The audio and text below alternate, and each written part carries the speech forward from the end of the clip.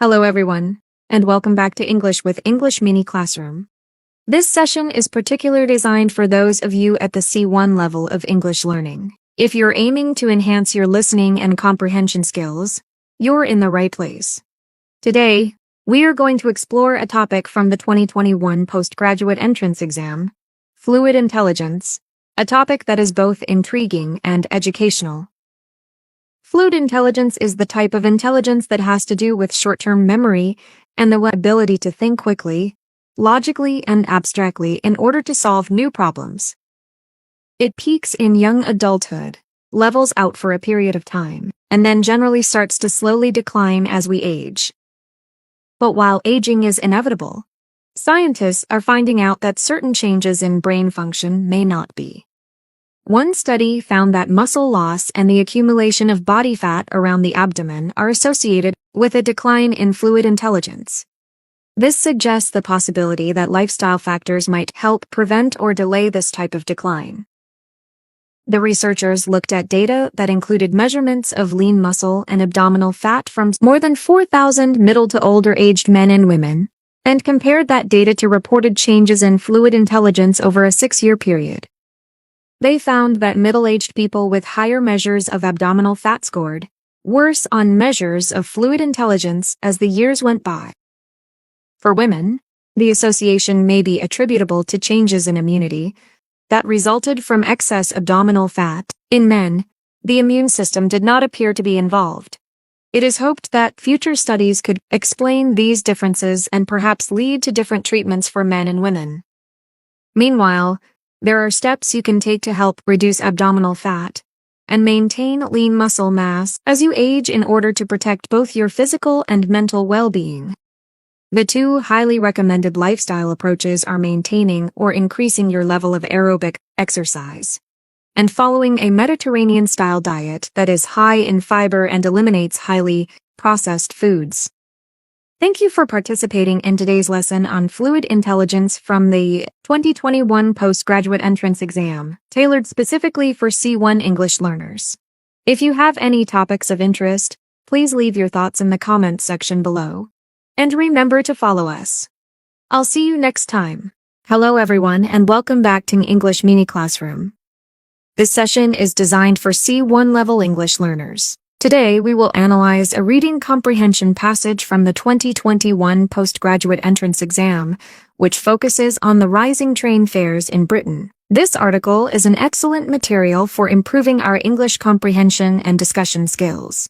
How can Britain's train operators possibly justify yet another increase in rail passenger fares? It has become a grimly reliable annual ritual. Every January, the cost of traveling by train rises, imposing a significant extra burden on those who have no option but to use the rail network to get to work or otherwise. This year's rise, an average of 2.7%, may be a fraction lower than last year's, but it is still well above the official Consumer Price Index measure of inflation. Successive governments have permitted such increases on the grounds that the cost of investing in and running the rail network should be borne by those who use it, rather than the general taxpayer. Why, the argument goes, should a car-driving pensioner from Lincolnshire have to subsidize the daily commute of a stockbroker from Surrey? Equally, there is a sense that the travails of commuters in the southeast, many of whom will face among the biggest rises, have received too much attention, compared to those who must endure the relatively poor infrastructure of the Midlands and the North. However, over the past 12 months, those commuters have also experienced some of the worst rail strikes in years. It is all very well for train operators to trumpet the improvements they are making to the network, but passengers should be able to expect a basic level of service for the substantial sums they are now paying to travel. The responsibility for the latest wave of strikes rests on the unions. However, there is a strong case that those who have been worst affected by industrial action should receive compensation for the disruption they have suffered. The government has pledged to change the law to introduce a minimum service requirement, so that, even when strikes occur, services can continue to operate. This should form part of a wider package of measures to address the long-running problems on Britain's railways. Yes, more investment is needed, but passengers will not be willing to pay more indefinitely, if they must also endure cramped, unreliable services, interrupted by regular chaos when timetables are changed or planned maintenance is managed incompetently. The threat of nationalization may have been seen off for now, but it will return with a vengeance if the justified anger of passengers is not addressed in short order. Now that we have read the article, I would like you to reflect on the following questions and share your thoughts. 1. How does the author view this year's increase in rail passenger fares? 2. Who does the stockbroker from Surrey represent in this discussion? 3. According to the text, what is suggested about the train operators over the past year? 4. What consequences might the railways face if they fail to alleviate passenger frustrations? 5. Can you suggest a suitable title for this text that captures its main theme? Please leave your answers in the comments below, and let's see how well you understand the complexities of this exam section. Remember, engaging in discussions about real exam questions is a great way to improve your language skills. Thank you for watching English Mini Classroom. See you next time. Hello everyone, and welcome back to English Mini Classroom. This session is designed for C1 level English learners. Today, we will analyze a reading comprehension passage from the 2021 postgraduate entrance exam, which explores the importance of reskilling in the modern workforce and the challenges associated with it. This article is an excellent material for improving our English comprehension and discussion skills. Reskilling is something that sounds like a buzzword, but is actually a requirement if we plan to have a future in which a lot of would-be workers do not get left behind. We know we are moving into a period where the jobs in demand will change rapidly, as will the requirements of the jobs that remain. Research by the World Economic Forum finds that on average 42% of the core skills within job roles will change by 2022. That is a very short timeline. The question of who should pay for reskilling is a thorny one. For individual companies, the temptation is always to let go of workers whose skills are no longer in demand and replace them with those whose skills are. That does not always happen. AT&T is often given as the gold standard of a company that decided to do a massive reskilling program, rather than go with a fire and hire strategy. Other companies had also pledged to create their own plans. When the skills mismatch is in the broader economy, though, the focus usually turns to government to handle. Efforts in Canada and elsewhere have been arguably languid at best, and have given us a situation where we frequently hear of employers begging for workers, even at times and in regions where unemployment is high.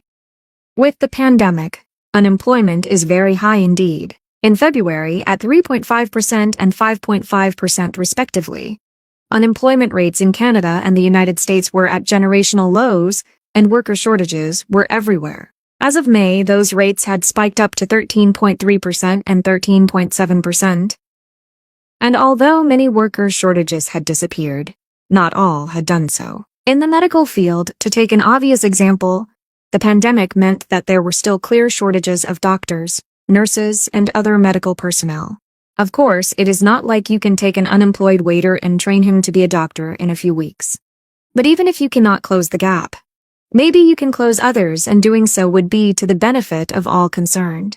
That seems to be the case in Sweden. When forced to furlough 90% of their cabin staff, Scandinavian Airlines decided to start up a short retaining program that reskilled the laid-off workers to support hospital staff. The effort was a collective one and involved other companies as well as a Swedish university. Now that we have read the article, I would like you to reflect on the following questions and share your thoughts. 1. What does research by the World Economic Forum suggest about the future job market and skill requirements? 2. Why is AT&T cited in the discussion about reskilling, and what does it demonstrate? 3. What have been the efforts to resolve the skills mismatch in Canada, and how effective have they been? 4. What does the article reveal about the employment situation in the medical field during the pandemic? 5. How did Scandinavian Airlines respond to the need for reskilling during the pandemic, and what was the outcome? Please leave your answers in the comments below, and let's see how well you understand the complexities of this exam section. Remember, engaging in discussions about real exam questions is a great way to improve your language skills. Thank you for watching English Mini Classroom. See you next time. Hello everyone and welcome back to English Mini Classroom. This session is designed for C1 level English learners. Today we will analyze a reading comprehension passage from the 2021 postgraduate entrance exam, which explores the feasibility of food self-sufficiency in the United Kingdom post-Brexit. This article is an excellent material for improving our English comprehension and discussion skills. With the global population predicted to hit close to 10 billion by 2050, and forecasts that agricultural production in some regions will need to nearly double to keep pace, food security is increasingly making headlines. In the United Kingdom, it has become a big talking point recently too, for a rather particular reason: Brexit. Brexit is seen by some as an opportunity to reverse a recent trend towards the United Kingdom importing food. The country produces only about 60% of the food it eats, down from almost 3/4 in the late 1980s. A move back to self-sufficiency, the argument goes, would boost the farming industry, political sovereignty, and even the nation's health. Sounds great, but how feasible is this vision? According to a report on United Kingdom food production from the University of Leeds, United Kingdom, 85% of the country's total land area is associated with meat and dairy production. That supplies 80% of what is consumed. So even covering the whole country in livestock farms wouldn't allow us to cover all our meat and dairy needs. There are many caveats to those figures, but they are still grave. To become much more self-sufficient, the United Kingdom would need to drastically reduce its consumption of animal foods, and probably also farm more intensively, meaning fewer green fields, and more factory-style production. But switching to a mainly plant-based diet wouldn't help. There is a good reason why the United Kingdom is dominated by animal husbandry. Most of its terrain doesn't have the right soil or climate to grow crops on a commercial basis. Just 25% of the country's land is suitable for crop growing, most of which is already occupied by arable fields. Even if we converted all the suitable land to fields of fruit and veg, which would involve taking out all the nature reserves and removing thousands of people from their homes, we would achieve only a 30% boost in crop production. Just 23% of the fruit and vegetables consumed in the United Kingdom are currently homegrown, so even with the most extreme measures, we could meet only 30% of our fresh produce needs. That is before we look for the space to grow the grains, sugars, seeds, and oils that provide us with the vast bulk of our current calorie intake. Now that we have read the article, I would like you to reflect on the following questions and share your thoughts. 1. What do some people argue about food self-sufficiency in the United Kingdom? 2. What did the report by the University of Leeds reveal about United Kingdom land use? 3. Why is crop growing in the United Kingdom restricted? 4. What can be inferred about British people's reliance on fresh produce? 5. What is the author's attitude towards food self-sufficiency in the United Kingdom? Please leave your answers in the comments below, and let's see how well you understand the complexities of this exam section. Remember, engaging in discussions about real exam questions is a great way to improve your language skills. Thank you for watching English Mini Classroom. See you next time. Hello everyone, and welcome back to English Mini Classroom. This session is designed for C1 level English learners. Today, we will analyze a reading comprehension passage from the 2021 postgraduate entrance exam, which explores the implications of small acquisitions by big tech companies and their effects on innovation and competition. This article is an excellent material for improving our English comprehension and discussion skills. When Microsoft bought task management app Wunderlist and mobile calendar Sunrise in 2015, it picked two newcomers that were attracting considerable buzz in Silicon Valley. Microsoft's own Office dominates the market for productivity software, but the startups represented a new wave of technology designed from the ground up for the smartphone world. Both apps, however, were later scrapped after Microsoft said it had used their best features in its own products. Their teams of engineers stayed on, making them two of the many acqui-hires that the biggest companies have used to feed their great hunger for tech talent. To Microsoft's critics, the fates of Wunderlist and Sunrise are examples of a remorseless drive by big tech to chew up any innovative companies that lie in their path. They bought the seedlings and closed them down, complained Paul Arnold, a partner at San Francisco-based Switch Ventures, putting an end to businesses that might one day turn into competitors. Microsoft declined to comment. Like other startup investors, Mr. Arnold's own business often depends on selling startups to larger tech companies. Though he admits to mixed feelings about the result, I think these things are good for me if I put my selfish hat on. But are they good for the American economy? I don't know. The U.S. Federal Trade Commission says it wants to find the answer to that question. This week, it asked the 5 most valuable U.S. tech companies for information about their many small acquisitions over the past decade. Although only a research project at this stage, the request has raised the prospect of regulators wading into early-stage tech markets that until now have been beyond their reach. Given their combined market value of more than $5.5 trillion, rifling through such small deals, many of them much less prominent than Wunderlist and Sunny's, might seem beside the point. Between them, the 5 biggest tech companies have spent an average of only $3.4 billion a year on sub-$1 billion acquisitions over the past 5 years, a drop in the ocean compared with their massive financial reserves and the more than $130 billion of venture capital that was invested in the U.S. last year. However, critics say the big companies use such deals to buy their most threatening potential competitors before their businesses have a chance to gain momentum, in some cases as part of a buy-and-kill tactic to simply close them down.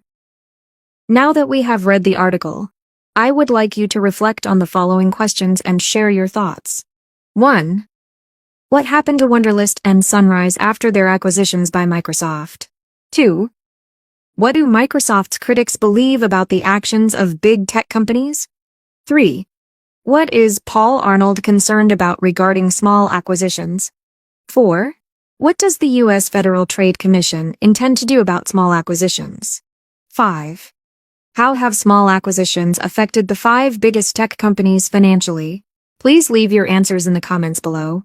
And let's see how well you understand the complexities of this exam section. Remember, engaging in discussions about real exam questions is a great way to improve your language skills. Thank you for watching English Mini Classroom. See you next time. Hello everyone, and welcome back to English Mini Classroom. This session is designed for C1 level English learners. Today, we will analyze a reading comprehension passage from the 2021 postgraduate entrance exam, which explores the power of intuition and the reliability of first impressions in various contexts. This article is an excellent material for improving our English comprehension and discussion skills. We're fairly good at judging people based on first impressions, thin slices of experience ranging from a glimpse of a photo to a 5-minute interaction, and deliberation can be not only extraneous, but intrusive. In one study of the ability she called thin slicing, the late psychologist Nalini Ambady asked participants to watch silent 10-second video clips of professors and to rate the instructor's overall effectiveness. Their ratings correlated strongly with students' end-of-semester ratings. Another set of participants had to count backward from 1,000 by 9s as they watched the clips, occupying their conscious working memory. Their ratings were just as accurate, demonstrating the intuitive nature of the social processing. Critically, another group was asked to spend a minute writing down reasons for their judgment before giving the rating. Accuracy dropped dramatically. Ambady suspected that deliberation focused them on vivid but misleading cues, such as certain gestures or utterances, rather than letting the complex interplay of subtle signals form a holistic impression. She found similar interference when participants watched 15-second clips of pairs of people and judged whether they were strangers, friends, or dating partners. Other research shows we're better at detecting deception from thin slices when we rely on intuition instead of reflection. It's as if you're driving a stick shift, says Judith Hall, a psychologist at Northeastern University.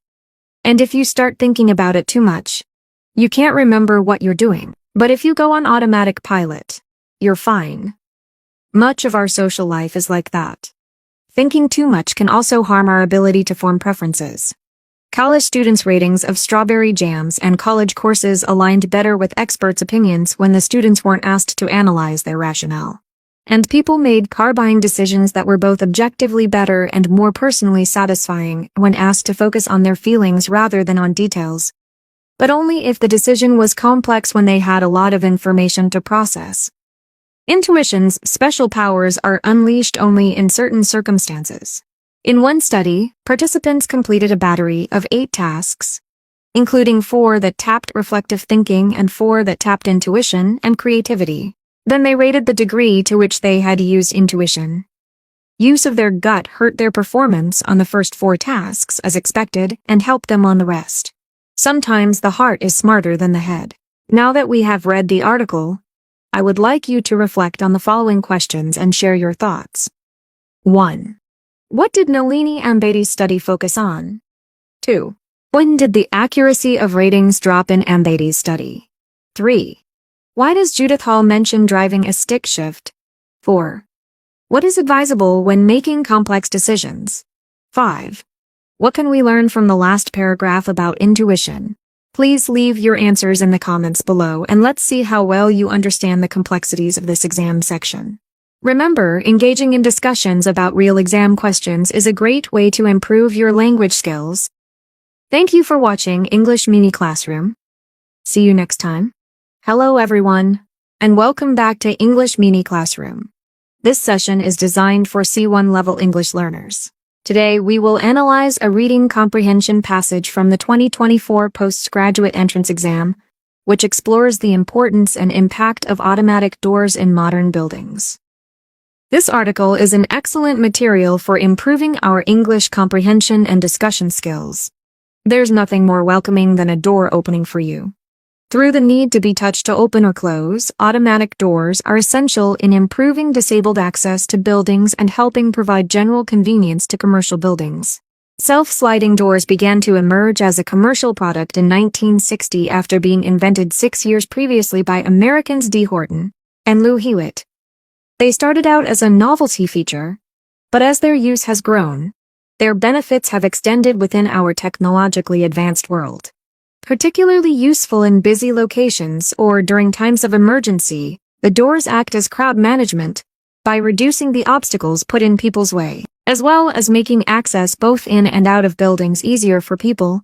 The difference in the way many of these doors open helps reduce the total area occupied by them.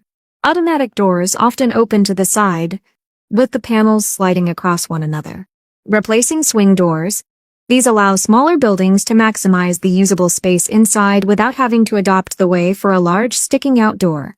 There are many different types of automatic door, with each relying on specific signals to tell them when to open. Although these methods differ, the main principles remain the same. Each automatic door system produces the light, sound, weight, or movement in their vicinity as a signal to open. Sensor types are chosen to protect the different environments they are needed in. For example, a busy street might not secure a motion-sensor door, as it would constantly be opening for passers-by.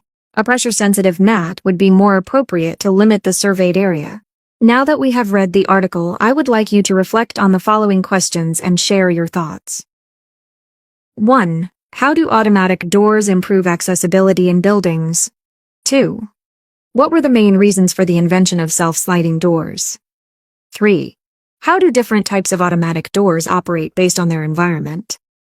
Please leave your answers in the comments below, and let's see how well you understand the complexities of this exam section. Remember, engaging in discussions about real exam questions is a great way to improve your language skills. Thank you for watching English Mini Classroom. See you next time. Hello everyone, and welcome back to English Mini Classroom. This session is designed for C1 level English learners. Today, we will analyze a reading comprehension passage from the 2024 postgraduate entrance exam, which explores the significance and evolution of everyday objects, specifically nails, and their impact on society. This article is an excellent material for improving our English comprehension and discussion skills. Nearly 2,000 years ago, as the Romans began to pull out of Scotland, they left behind a curious treasure, 10 tons of nails, nearly 1 million of the things. The nail hoard was discovered in 1960 in a 4-meter-deep pit, covered by 2 meters of gravel. Why had the Romans buried 1 million nails? The likely explanation is that the withdrawal was rushed, and they didn't want the local Caledonians getting their hands on 10 tons of weapon-grade iron. The Romans buried the nails so deep that they would not be discovered for almost 2 millennia. Later civilizations would value the skilled blacksmith's labor in a nail even more than the raw material, as Roma Agrawal explains in her new delightful book Nuts and Bolts. Early 17th century Virginians would sometimes burn down their homes if they were planning to relocate. This was an attempt to recover the valuable nails, which could be reused after sifting the ashes. The idea that one might burn down an entire house just to reclaim the nails underlines how scarce, costly, and valuable the simple-seeming technology was. The price of nails fell by 90% between the late 1700s and mid-1900s, as economist Daniel Seichel points out in a research paper. According to Seichel, although the falling price of nails was driven partly by cheaper iron and cheaper energy, most of the credit goes to nail manufacturers, who simply found more efficient ways to turn steel into nails. Nails themselves have changed over the years, but Seichel studied them because they haven't changed much. Roman lamps and Roman chariots are very different from light-emitting diode strips and sports cars, but Roman nails are still clearly nails. It would be absurd to try to track the changing price of sports cars since 1695, but to ask the same question of nails makes perfect sense. I make no apology for being obsessed by a particular feature of everyday objects, their price. I am an economist, after all. After writing 2 books about the history of inventions, one thing I've learned is that while it is the enchantingly sophisticated technologies that get all the hype, it's the cheap technologies that change the world. The Gutenberg printing press transformed civilization not by changing the nature of writing but by changing its cost. And it would have achieved little without a parallel collapse in the price of surfaces to write on, thanks to an often overlooked technology called paper. Solar panels had a few niche uses until they became cheap. Now they are transforming the global energy system. Now that we have read the article, I would like you to reflect on the following questions and share your thoughts. 1. The Romans buried the nails probably for the sake of what? 2. The example of early 17th century Virginians is used to illustrate what? 3. What played the major role in lowering the price of nails after the late 1700s? 4. What can be learned from paragraph 5 about nails? Please leave your answers in the comments below and let's see how well you understand the complexities of this exam section. Remember, engaging in discussions about real exam questions is a great way to improve your language skills. Thank you for watching English Mini Classroom. See you next time. Welcome to this C1 English listening practice video. Today, we'll explore the differences between southern and northern China and see how these distinctions reflect the diversity in culture and lifestyle. China is a vast country with diverse cultures, where the south and the north are often regarded as 2 distinctly different geographical and cultural regions.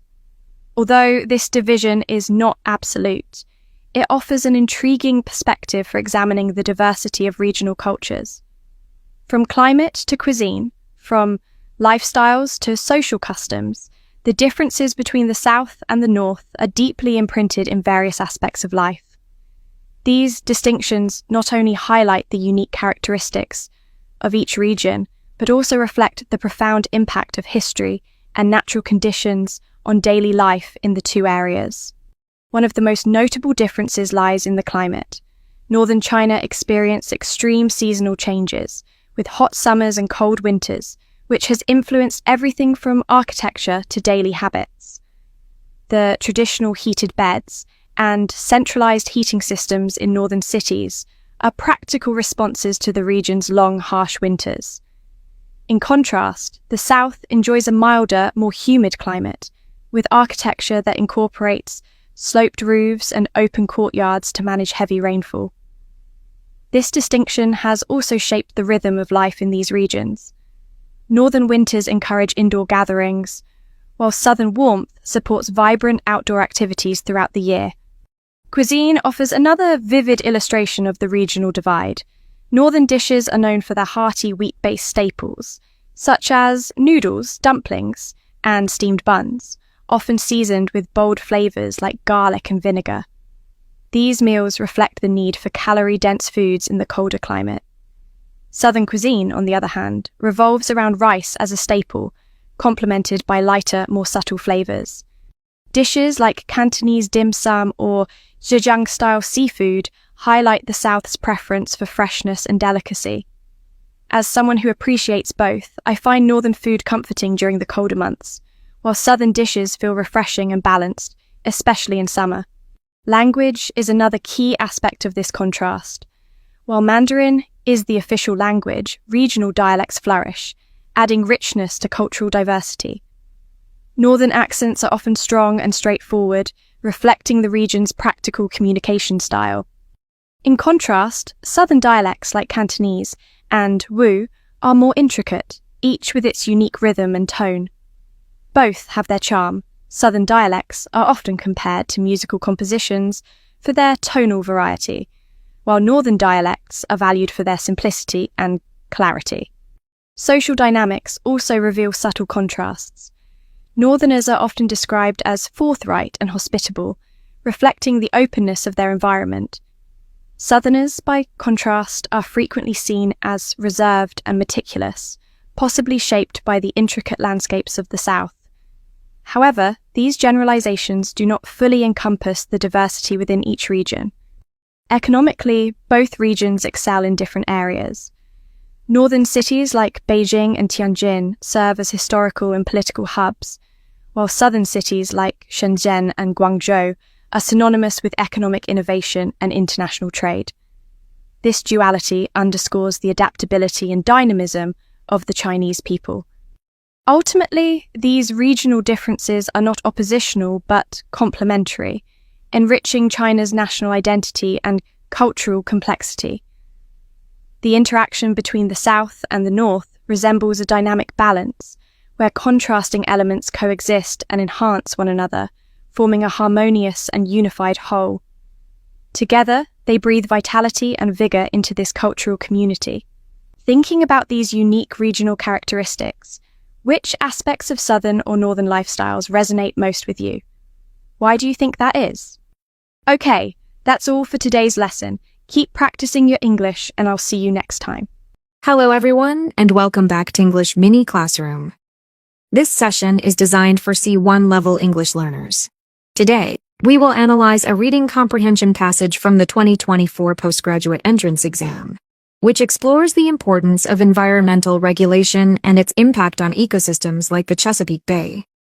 This article is an excellent material for improving our English comprehension and discussion skills. The miracle of the Chesapeake Bay lies not in its depths, but in the complexity of its natural construction, the interaction of fresh and saline waters, and the mix of land and water. The shallows provide homes for hundreds of species while storing floodwaters, filtering pollutants from water, and protecting nearby communities from potentially destructive storm surges. All this was put at great risk late last month, when the U.S. Supreme Court issued a ruling in an Idaho case that provides the U.S. Environmental Protection Agency, EPA, far less authority to regulate wetlands and waterways. Specifically, a 5-4 majority decided that wetlands protected by the EPA, under its Clean Water Act authority, must have a continuous surface connection to bodies of water. This narrowing of the regulatory scope was a victory for builders, mining operators, and other commercial interests often at odds with environmental rules. And it carries significant repercussions for water quality and flood control throughout the United States, as Justice Brett Kavanaugh observed. In Maryland, the good news is that there are many state laws in place that provide wetlands protections.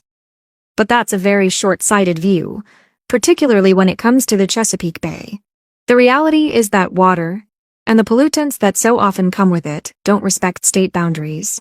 The Chesapeake draws from a 64,000 square mile watershed that extends into Virginia, Pennsylvania, New York, West Virginia, the District of Columbia, and Delaware. Will those jurisdictions extend the same protections now denied under Sackett versus EPA? Perhaps some, but all? That seems unlikely. It is too easy, and misleading, to see such court rulings as merely standing up for the rights of landowners when the consequences can be so dire for their neighbors. And it's a reminder that the EPA's involvement in the Chesapeake Bay program has long been crucial as the means to transcend the influence of deep-pocketed special interests in neighboring states. Pennsylvania farmers, to use one telling example, aren't thinking about next year's blue crab harvest in Maryland when they decide whether to spread animal waste on their fields, yet the runoff into nearby creeks can have enormous impact downstream.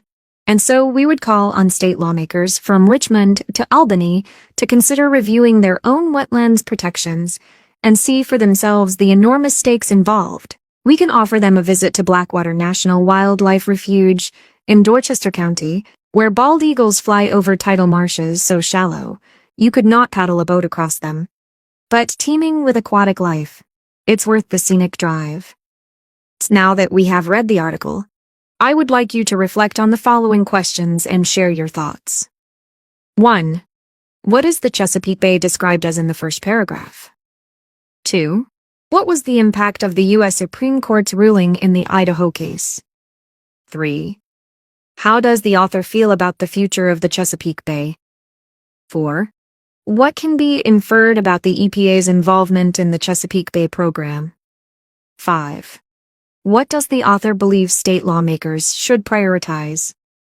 Please leave your answers in the comments below, and let's see how well you understand the complexities of this exam section. Remember, engaging in discussions about real exam questions is a great way to improve your language skills. Thank you for watching English Mini Classroom. See you next time. Hello everyone, and welcome back to English Mini Classroom. This session is designed for C1 level English learners. Today, we will analyze a reading comprehension passage from the 2024 postgraduate entrance exam, which explores the complexities of maintaining a balanced social life. We'll examine how different social needs affect our mental health and well-being, and how finding the right balance between social interaction and personal time is crucial. This article is an excellent material for improving our English comprehension and discussion skills. Your social life is defined as the activities you do with other people, for pleasure, when you are not working. It's important to have a social life, but what's right for one person won't be right for another. Some of us feel energized by spending lots of time with others, whereas some of us may feel drained, even if it's doing something we enjoy. This is why finding a balance in your social life is key.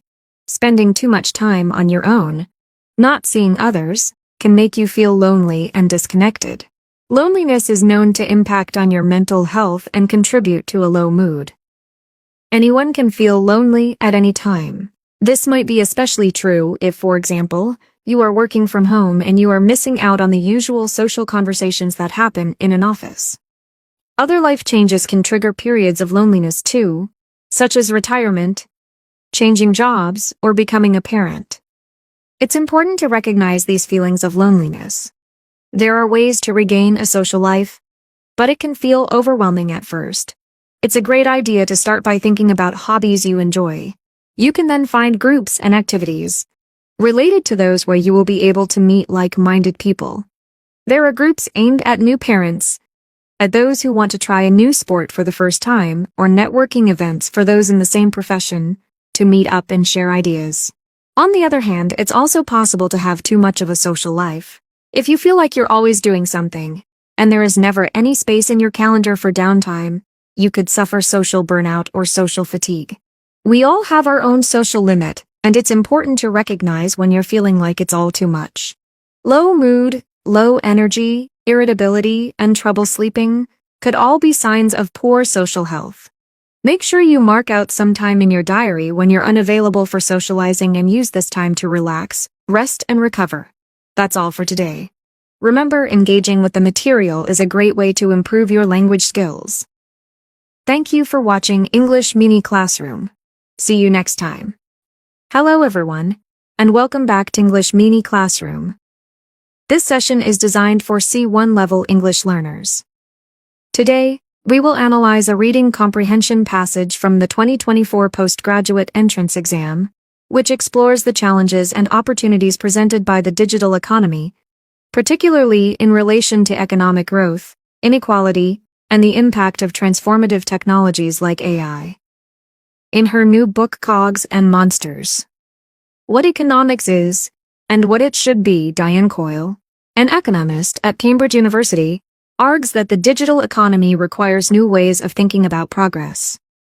Whatever we mean by the economy growing, by things getting better, the gains will have to be more evenly shared than in the recent past, she writes. An economy of tech millionaires or billionaires and gig workers, with middle-income jobs undercut by automation, will not be politically sustainable. Improving living standards and increasing prosperity for more people will require greater use of digital technologies to boost productivity in various sectors, including healthcare and construction, says Coyle. But people can't be expected to embrace the changes if they're not seeing the benefits, if they're just seeing good jobs being destroyed. In a recent interview, Coyle said she fears that tech's inequality problem could be a roadblock to deploying AI. We're talking about disruption, she says. These are transformative technologies that change the ways we spend our time every day, that change business models that succeed. To make such tremendous changes, she adds, you need social buy-in. Instead, says Coyle, resentment is simmering among many, as the benefits are perceived to go to elites in a handful of prosperous cities. According to the Brookings Institution, a short list of 8 American cities that included San Francisco, San Jose, Boston, and Seattle had roughly 38% of all tech jobs by 2019. New AI technologies are particularly concentrated. Brookings as Mark Muro and Sifan Liu estimate that just 15 cities account for 2/3 of the AI assets and capabilities in the United States. The dominance of a few cities in the invention and commercialization of AI means that geographical disparities in wealth will continue to soar. Not only will this foster political and social unrest, but it could, as Coyle suggests, hold back the sorts of AI technologies needed for regional economies to grow. Part of the solution could lie in somehow loosening the stranglehold that big tech has on defining the AI agenda. That will likely take increased federal funding for research independent of the tech giants. A more immediate response is to broaden our digital imaginations, to conceive of AI technologies that don't simply replace jobs but expand opportunities in the sectors that different parts of the country care most about, like healthcare, education, and manufacturing. Now that we have read the article, I would like you to reflect on the following questions and share your thoughts. 1. What does Diane Coyle argue in her new book about economic growth? 2. According to the text, how should digital technologies be used in various sectors? 3. What concern does Coyle express about transformative technologies? 4. Why are several American cities mentioned in the article? 5. What does the author suggest as a response to Coyle's concerns? Please leave your answers in the comments below, and let's see how well you understand the complexities of this exam section. Remember, engaging in discussions about real exam questions is a great way to improve your language skills. Thank you for watching English Mini Classroom. See you next time. Hello everyone, and welcome back to English Mini Classroom. This session is designed for C1 level English learners. Today, we will analyze a reading comprehension passage from the 2024 postgraduate entrance exam, which explores the challenges faced by the UK in securing a stable wood supply for future construction. The UK is facing a future construction crisis because of a failure to plant trees to produce wood. Confor has warned. The forestry and wood trade body has called for urgent action to reduce the country's reliance on timber imports and provide a stable supply of wood for future generations. Currently, only 20% of the UK's wood requirement is homegrown, while it remains the second largest net importer of timber in the world. Coming at a time of fresh incentives from the UK government for landowners to grow more trees, the trade body says these don't go far enough and fail to promote the benefits of planting them to boost timber supplies. Not only are we facing a carbon crisis now, but we will also be facing a future construction crisis because of a failure to plant trees to produce wood, said Stuart Goodall, chief executive of Confor. For decades, we have not taken responsibility for investing in our domestic wood supply, leaving us exposed to fluctuating prices and fighting for future supplies of wood as global demand rises and our own supplies fall. The UK has ideal conditions for growing wood to build low-carbon homes, and is a global leader in certifying that its forests are sustainably managed, Canfor says. While around 3/4 of Scottish homes are built from Scottish timber, the use of homegrown wood in England is only around 25%. The causes of the UK's current position are complex and range from outdated perceptions of productive forestry to the decimation of trees by grey squirrels. It also encompasses significant hesitation on behalf of farmers and other landowners to invest in longer-term planting projects. While productive tree planting can deliver real financial benefits to rural economies and contribute to the UK's net zero strategy, the focus of government support continues to be on food production and the rewilding and planting of native woodland solely for biodiversity. Goodall added, while food production and biodiversity health are clearly of critical importance, we need our land to also provide secure supplies of wood for construction, manufacturing, and contribute to net zero. While the UK government has stated its ambition for more tree planting, there has been little action on the ground.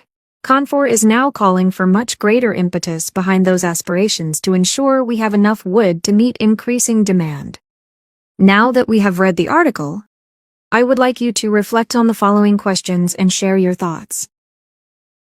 1. What can be learned from paragraph 1 about the UK's wood supply needs? 2. What does Canfor think about the UK government's fresh incentives? 3. Why is the UK exposed to fluctuating wood prices? 4. What causes the shortage of wood supply in the UK? 5. What action does Goodall believe the UK government should take? Please leave your answers in the comments below, and let's see how well you understand the complexities of this exam section. Remember, engaging in discussions about real exam questions is a great way to improve your language skills. Thank you for watching English Mini Classroom. See you next time.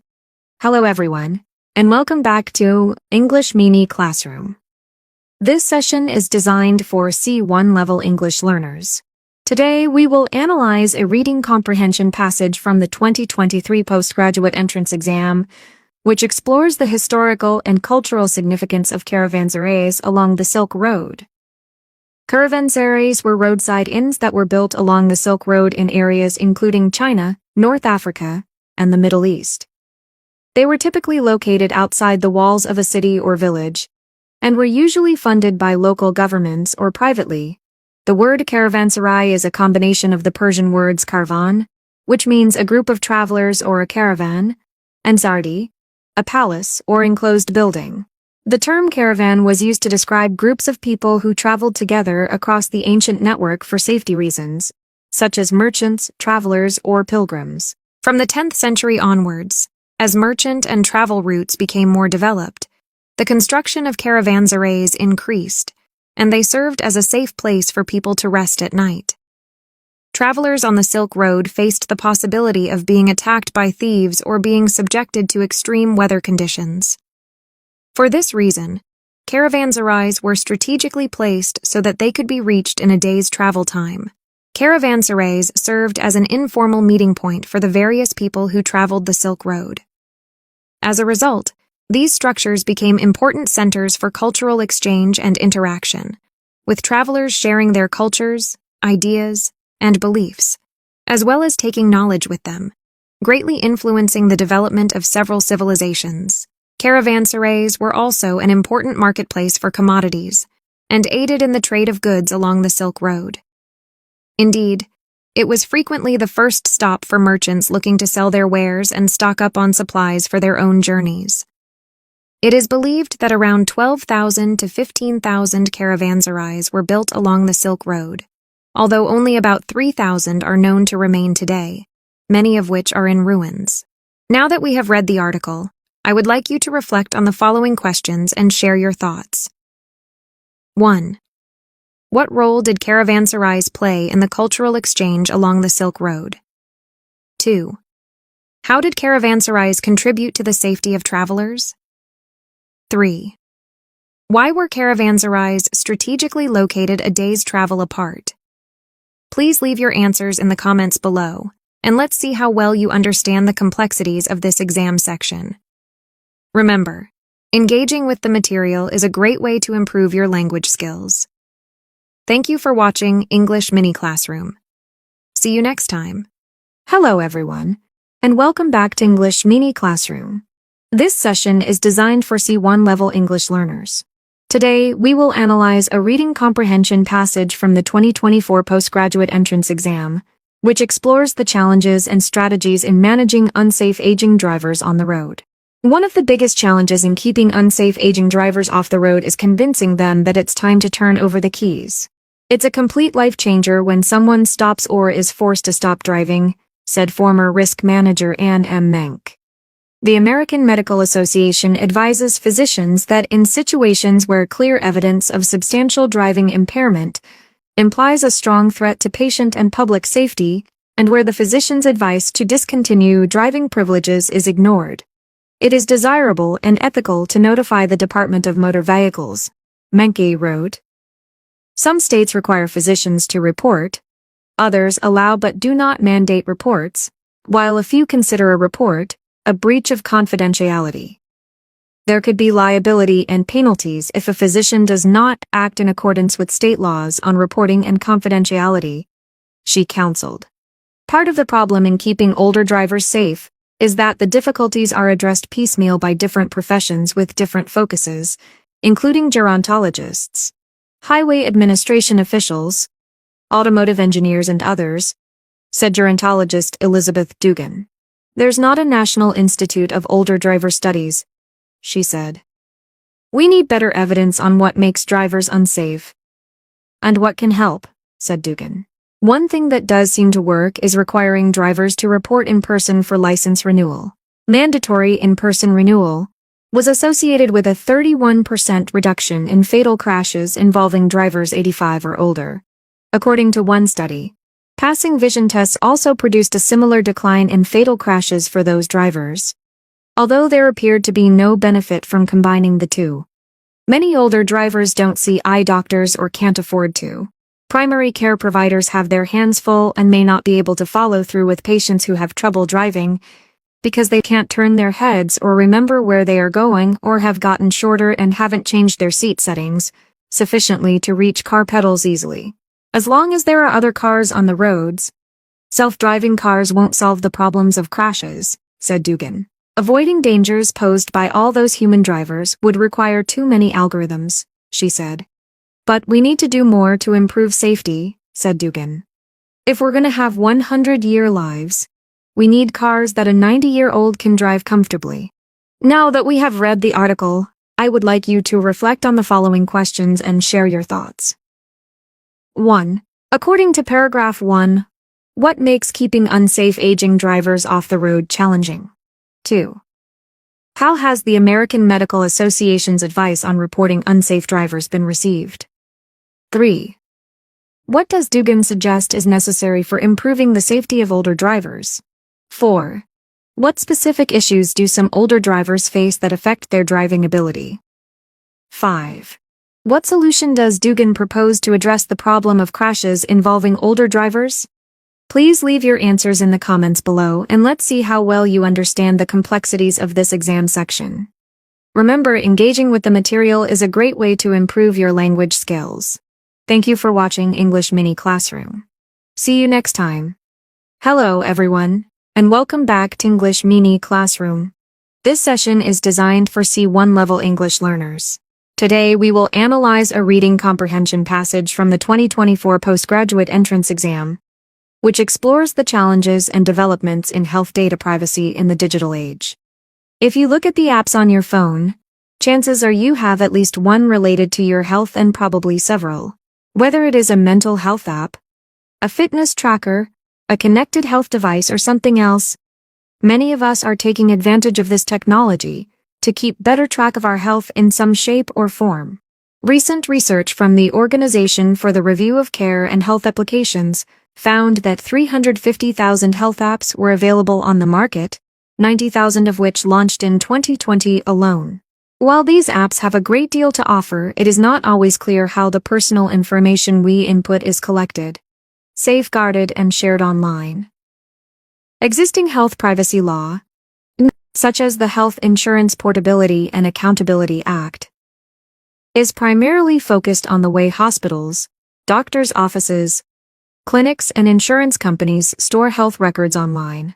The health information these apps and health data tracking wearables are collecting typically does not receive the same legal protections. Without additional protections in place, companies may share personal health information in a way consumers may not have authorized or anticipated. In 2021, Flo Health faced a Federal Trade Commission investigation. The FTC alleged in a complaint that despite express privacy claims, the company took control of users' sensitive fertility data and shared it with third parties. Flo Health and the FTC settled the matter with a consent order requiring the company to get app users express affirmative consent before sharing their health information, as well as to instruct the third parties to delete the data they had obtained. Section 5 of the FTC Act empowers the FTC to initiate enforcement action against unfair or deceptive acts, meaning the FTC can only act after the fact if a company's privacy practices are misleading or cause unjustified consumer harm. While the FTC is doing what it can to ensure apps are keeping their promises to consumers around the handling of their sensitive health information, the rate at which these health apps are hitting the market demonstrates just how immense of a challenge this is. As to the prospects for federal legislation, commentators suggest that comprehensive federal privacy legislation seems unlikely in the short term. States have begun implementing their own solutions to shore up protections for consumer-generated health data. California has been at the forefront of state privacy efforts, with the California Consumer Privacy Act of 2018. Virginia, Colorado, and Utah have also recently passed state consumer data privacy legislation. Now that we have read the article, I would like you to reflect on the following questions and share your thoughts. 1. The research findings are cited in paragraph 1 to show what? 2. What does the author imply about existing health privacy law? 3. Before sharing its users' health information, what is Flo Health required to do? 4. What challenge is the FTC currently faced with? 5. What can be learned from the last paragraph about health data protection? Please leave your answers in the comments below and let's see how well you understand the complexities of this exam section. Remember, engaging with the material is a great way to improve your language skills. Thank you for watching English Mini Classroom. See you next time. Hello everyone and welcome back to English Mini Classroom. This session is designed for C1 level English learners. Today we will analyze a reading comprehension passage from the 2024 postgraduate entrance exam, which explores the challenges faced by artists in the age of AI-generated art. This article is an excellent material for improving our English comprehension and discussion skills. A Polish digital artist who uses classical painting styles to create dreamy fantasy landscapes, Greg Rutkowski, has made illustrations for games such as Dungeons & Dragons and Magic: The Gathering. And he's become a sudden hit in the new world of text-to-image AI generation. His distinctive style is now one of the most commonly used prompts in the new open-source AI art generator Stable Diffusion. The tool, along with other popular image generation AI models, allows anyone to create impressive images based on text prompts. For example, type in wizard with sword and a glowing orb of magic firefights a fierce dragon Greg Rutkowski, and the system will produce something that looks not a million miles away from works in Rutkowski's style.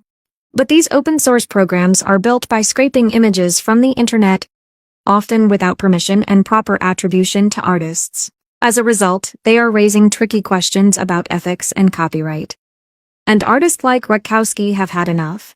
According to the website Lexica, which tracks over 10 million Stable Diffusion images and prompts, Rutkowski's name has been used as a prompt around 93,000 times. Rutkowski was initially surprised, but thought it might be a good way to reach new audiences.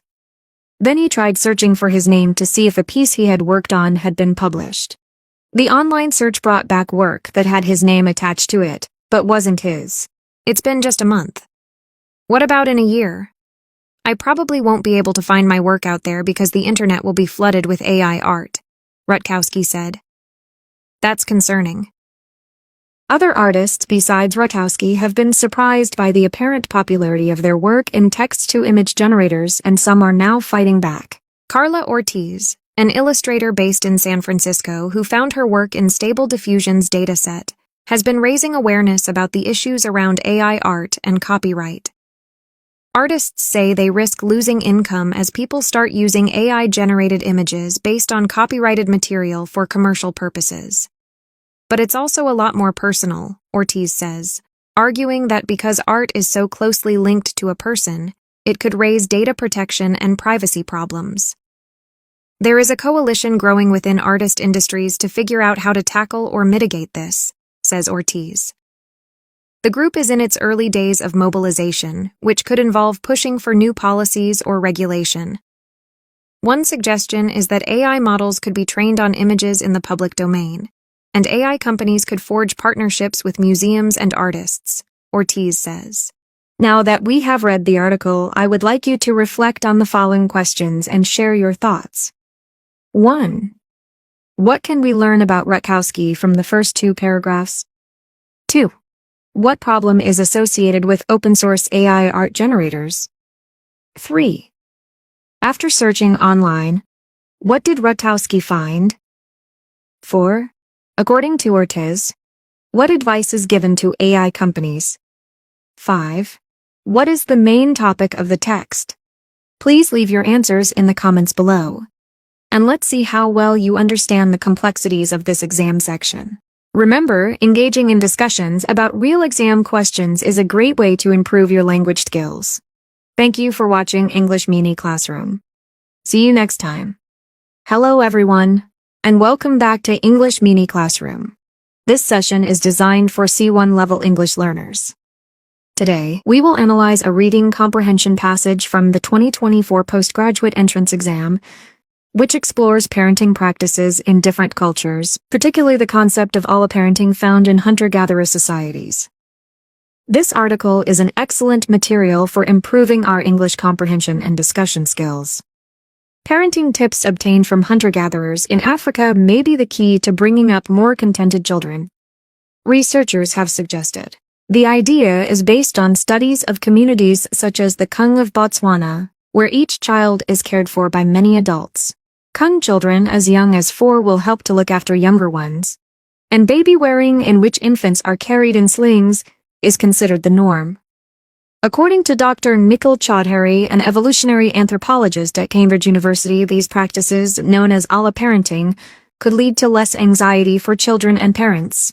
Dr. Annie Swanepoel, a child psychiatrist, believes that there are ways to incorporate them into Western life. In Germany, one scheme has paired an old people's home with a nursery. The residents help to look after the children, an arrangement akin to alla parenting. Another measure could be encouraging friendships between children in different school years to mirror the unsupervised mixed-age playgroups in hunter-gatherer communities. In a paper published in the Journal of Child Psychology and Psychiatry, researchers said that the Western nuclear family was a recent invention that broke with evolutionary history. This abrupt shift to an intensive mothering narrative, which suggests that mothers should manage childcare alone, was likely to have been harmful. Such narratives can lead to maternal exhaustion and have dangerous consequences, they wrote. By contrast, in hunter-gatherer societies, adults other than the parents can provide almost half of a child's care. One previous study looked at the EF people of the Democratic Republic of Congo. It found that infants had an average of 14 alla parents a day by the time they were 18 weeks old, and were passed between caregivers 8 times an hour. Chaudhary said that parents now had less childcare support from family and social networks than during most of human evolutionary history, but introducing additional caregivers could reduce stress and maternal depression, which could have a knock-on benefit to a child's well-being. An infant born to a hunter-gatherer society could have more than 10 caregivers. This contrasts starkly to nursery settings in the UK, where regulations call for a ratio of 1 carer to 4 children, aged 2 to 3. While hunter-gatherer children learned from observation and imitation in mixed-age playgroups, researchers said that Western instructive teaching, where pupils are asked to sit still, may contribute to conditions such as attention deficit hyperactivity disorder. Chaudhary said that Britain should explore the possibility that older siblings helping their parents might also enhance their own social development. Now that we have read the article, I would like you to reflect on the following questions and share your thoughts. 1. What does alloparenting refer to in the context of the first two paragraphs? 2. How does the scheme in Germany illustrate an approach to integrating alloparenting into Western society? 3. What is suggested about the intensive mothering narrative in paragraph 4? 4. What can be inferred about nurseries in the UK based on the article? 5. Which title would best capture the essence of this text? Please leave your answers in the comments below, and let's see how well you understand the complexities of this exam section. Remember, engaging in discussions about real exam questions is a great way to improve your language skills. Thank you for watching English Mini Classroom. See you next time. Hello everyone, and welcome back to English Mini Classroom. This session is designed for C1 level English learners. Today, we will analyse a reading comprehension passage from the 2023 postgraduate entrance exam, which explores the debates surrounding how climate change is taught in Texas schools and the influence of different stakeholders on this issue. The weather in Texas may have cooled since the recent extreme heat, but the temperature will be high at the State Board of Education meeting in Austin this month, as officials debate how climate change is taught in Texas schools. Pat Hardy, who sympathises with the views of the energy sector, is resisting proposed changes to science standards for preteen pupils. There are as many scientists working against all the panic of global climate change as there are those who are pushing it, she claims. Texas is an energy state, and we need to recognise that. You need to remember where your bread is buttered.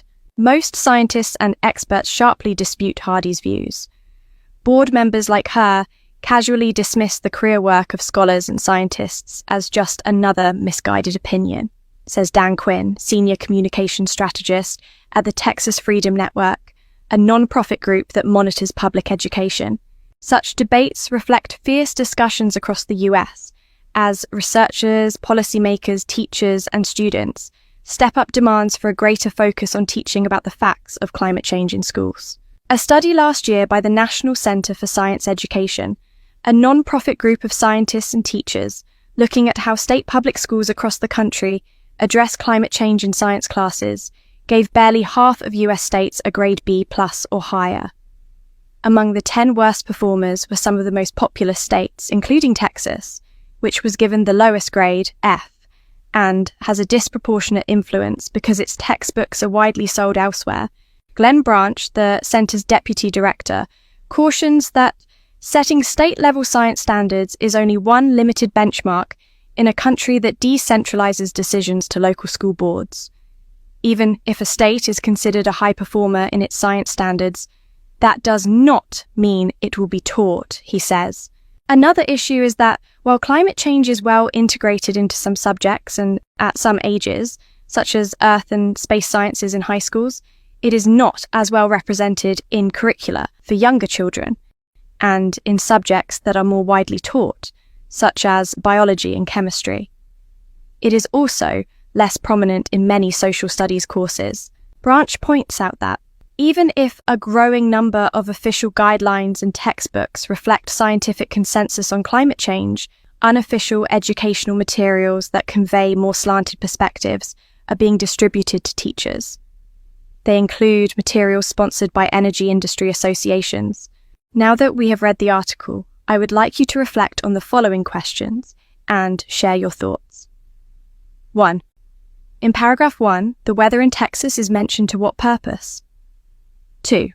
What does Quinn think of Hardy's perspective on climate change? 3. What does the study mentioned in paragraph 5 indicate about climate education in state public schools? 4. According to Branch, what is the significance of state-level science standards in the US? 5. What is implied in the last paragraph about the factors influencing climate change teaching in some schools? Please leave your answers in the comments below, and let's see how well you understand the complexities of this exam section. Remember, engaging with the material is a great way to improve your language skills. Thank you for watching English Mini Classroom. See you next time. Hello everyone, and welcome back to English Mini Classroom. This session is designed for C1 level English learners. Today, we will analyse a reading comprehension passage from the 2023 postgraduate entrance exam, which explores the challenges and regulatory responses surrounding short-term rentals in New England. Communities throughout New England have been attempting to regulate short-term rentals since sites like Airbnb took off in the 2010s.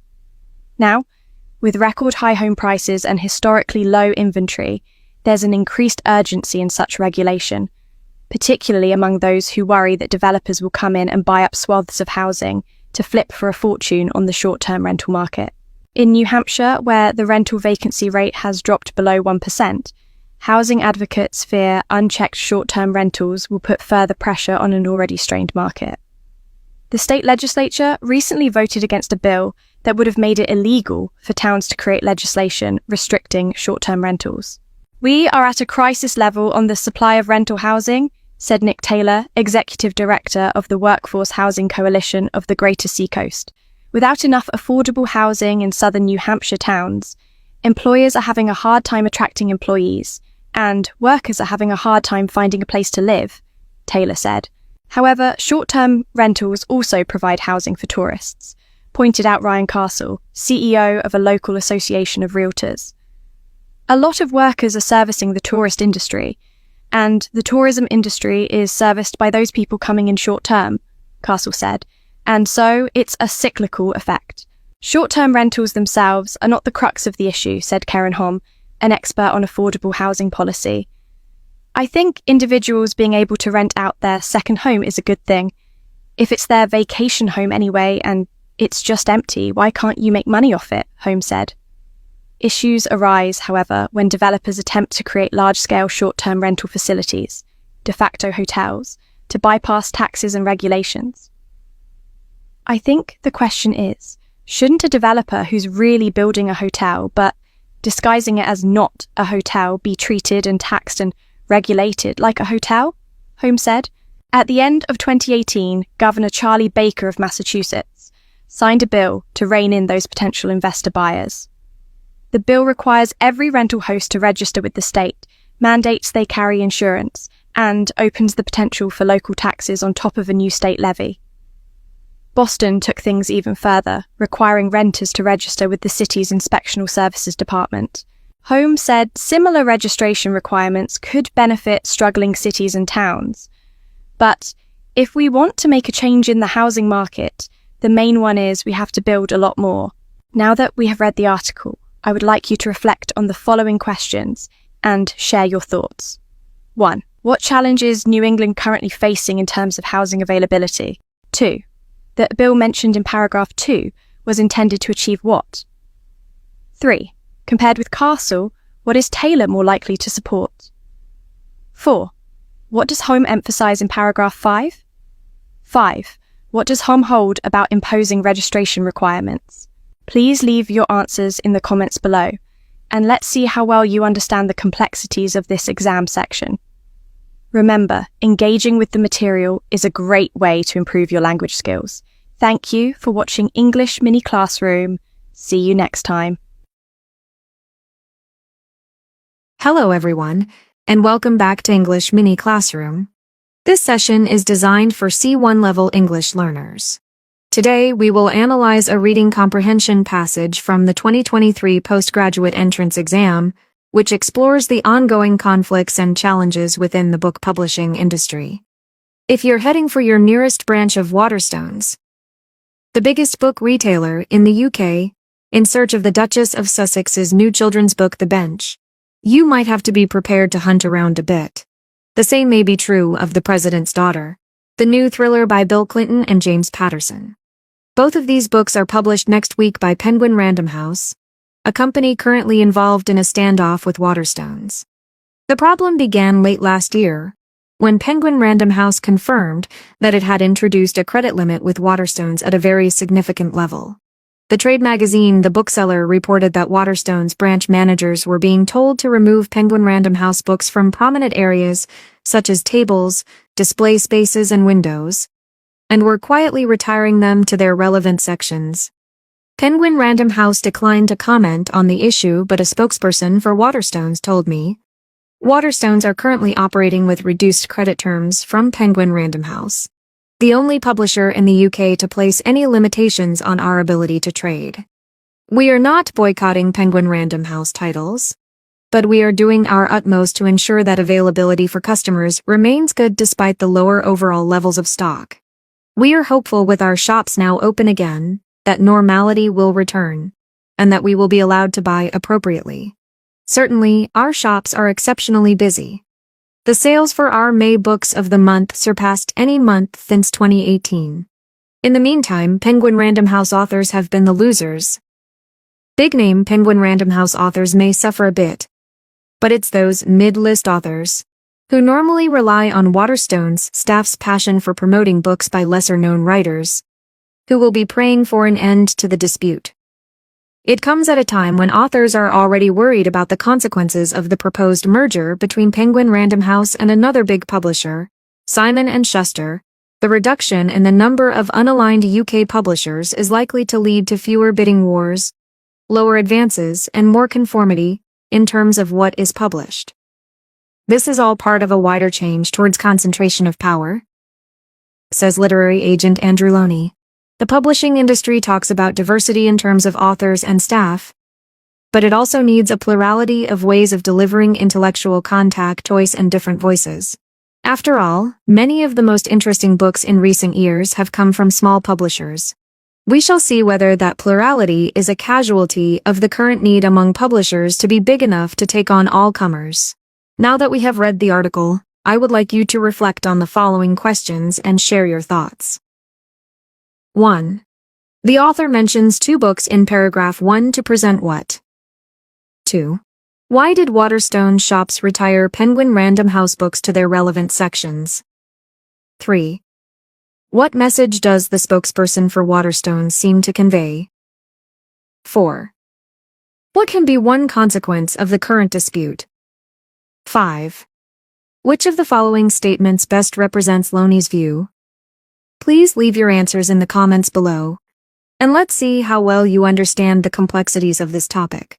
Remember, engaging in discussions about real-world examples is a great way to improve your language skills. Thank you for watching English Mini Classroom. See you next time. Hello everyone, and welcome back to English Mini Classroom. This session is designed for C1 level English learners. Today, we will analyze a reading comprehension passage from the 2023 Postgraduate Entrance Exam, which explores the manipulation of citations and its impact on the scientific community. Scientific papers are the record keepers of progress in research. Each year, researchers publish millions of papers in more than 30,000 journals. The scientific community measures the quality of those papers in a number of ways, including the perceived quality of the journal and the number of citations a specific paper accumulates. The careers of scientists and the reputation of their institutions depend on the number and prestige of the papers they produce, but even more so on the citations attracted by these papers. Citation cartels, where journals, authors, and institutions conspire to inflate citation numbers, have existed for a long time. In 2016, researchers developed an algorithm to recognize suspicious citation patterns, including groups of authors that disproportionately cite one another, and groups of journals that cite each other frequently to increase the impact factors of their publications. Recently, another expression of this predatory behavior has emerged. So-called support service consultancies that provide language and other editorial support to individual authors and to journals sometimes advise contributors to add a number of citations to their articles. The advent of electronic publishing and authors' need to find outlets for their papers resulted in thousands of new journals. The birth of predatory journals wasn't far behind. These journals can act as milk cows where every single article in an issue may cite a specific paper or a series of papers. In some instances, there is absolutely no relationship between the content of the article and the citations. The peculiar part is that the journal that the editor is supposedly working for is not profiting at all. It is just providing citations to other journals. Such practices can lead an article to accrue more than 150 citations in the same year that it was published. How insidious is this type of citation manipulation? In one example, an individual, acting as author, editor, and consultant, was able to use at least 15 journals as citation providers to articles published by 5 scientists at 3 universities. The problem is rampant in Scopus, a citation database, which includes a high number of the new international journals. In fact, a listing in Scopus seems to be a criterion to be targeted in this type of citation manipulation. Scopus itself has all the data necessary to detect this malpractice. Red flags include a large number of citations to an article within the first year.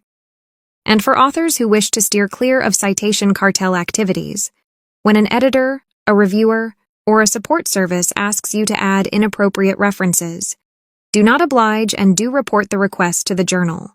Now that we have read the article, I would like you to reflect on the following questions and share your thoughts. 1. According to paragraph 1, what determines the careers of scientists? 2. What do support service consultancies tend to do? 3. What is the function of milk cow journals? 4. What can be learned about Scopus from the last 2 paragraphs? 5. What should an author do to deal with citation manipulators? Okay, that's all for today. Keep practicing your English, and I'll see you next time. Hello everyone, and welcome back to English Mini Classroom. This session is designed for C1 level English learners. Today, we will analyse a reading comprehension passage from the 2022 postgraduate entrance exam, which explores the evolving purpose and value of a college degree for Generation Z. As the latest crop of students pen their undergraduate application form and weigh up their options, it may be worth considering just how the point, purpose, and value of a degree has changed and what Generation Z need to consider as they start the 3rd stage of their educational journey. Millennials were told that if you did well in school, got a decent degree, you would be set up for life. But that promise has been found wanting. As degrees became universal, they became devalued. Education was no longer a secure route of social mobility. Today, 28% of graduates in the UK are in non-graduate roles, a percentage which is double the average among the Organisation for Economic Cooperation and Development countries. This is not to say that there is no point in getting a degree, but rather stress that a degree is not for everyone, that the switch from classroom to lecture hall is not an inevitable one, and that other options are available. Thankfully, there are signs that this is already happening, with Generation Z seeking to learn from their millennial predecessors, even if parents and teachers tend to be still set in the degree mindset. Employers have long seen the advantages of hiring school leavers, who often prove themselves to be more committed and loyal employees than graduates. Many, too, are seeing the advantages of scrapping a degree requirement for certain roles. For those for whom a degree is the desired route, consider that this may well be the first of many. In this age of generalists, it pays to have specific knowledge or skills. Postgraduates now earn 40% more than graduates. When more and more of us have a degree, it makes sense to have 2. It is unlikely that Generation Z will be done with education at 18 or 21. They will need to be constantly upskilling throughout their career to stay employable. It has been estimated that this generation, due to the pressures of technology, the wish for personal fulfillment, and desire for diversity, will work for 17 different employers over the course of their working life and have 5 different careers. Education, and not just knowledge gained on campus, will be a core part of Generation Z's career trajectory. Older generations often talk about their degree in the present and personal tense. I am a geographer, or I am a classicist. Their sons or daughters would never say such a thing. It's as if they already know that their degree won't define them in the same way. Now that we have read the article, I would like you to reflect on the following questions and share your thoughts. 1. What does the author suggest that Generation Z should consider regarding their education? 2. How does the percentage of UK graduates in non-graduate roles illustrate the current value of a degree? 3. What positive change is the author seeing in Generation Z's approach to education? 4. Why does the author advise those with 1 degree to consider further studies? 5. What does the author imply about the future learning habits of Generation Z? Please leave your answers in the comments below, and let's see how well you understand the complexities of this exam section. Keep practicing your English, and I'll see you next time. Hello, everyone, and welcome back to English Mini Classroom. This session is designed for C1 level English learners. Today, we will analyze a reading comprehension passage from the 2022 postgraduate entrance exam, which explores the challenges of preserving plastic artifacts in museums and the broader cultural significance of plastics. People often complain that plastics are too durable. Water bottles, shopping bags, and other trash litter the planet, from Mount Everest to the Mariana Trench, because plastics are everywhere and don't break down easily. But some plastic materials change over time. They crack and frizzle. They weep out additives. They melt into sludge. All of which creates huge headaches for institutions, such as museums, trying to preserve culturally important objects. The variety of plastic objects at risk is dizzying. Early radios, avant-garde sculptures, celluloid animation stills from Disney films, the first artificial heart.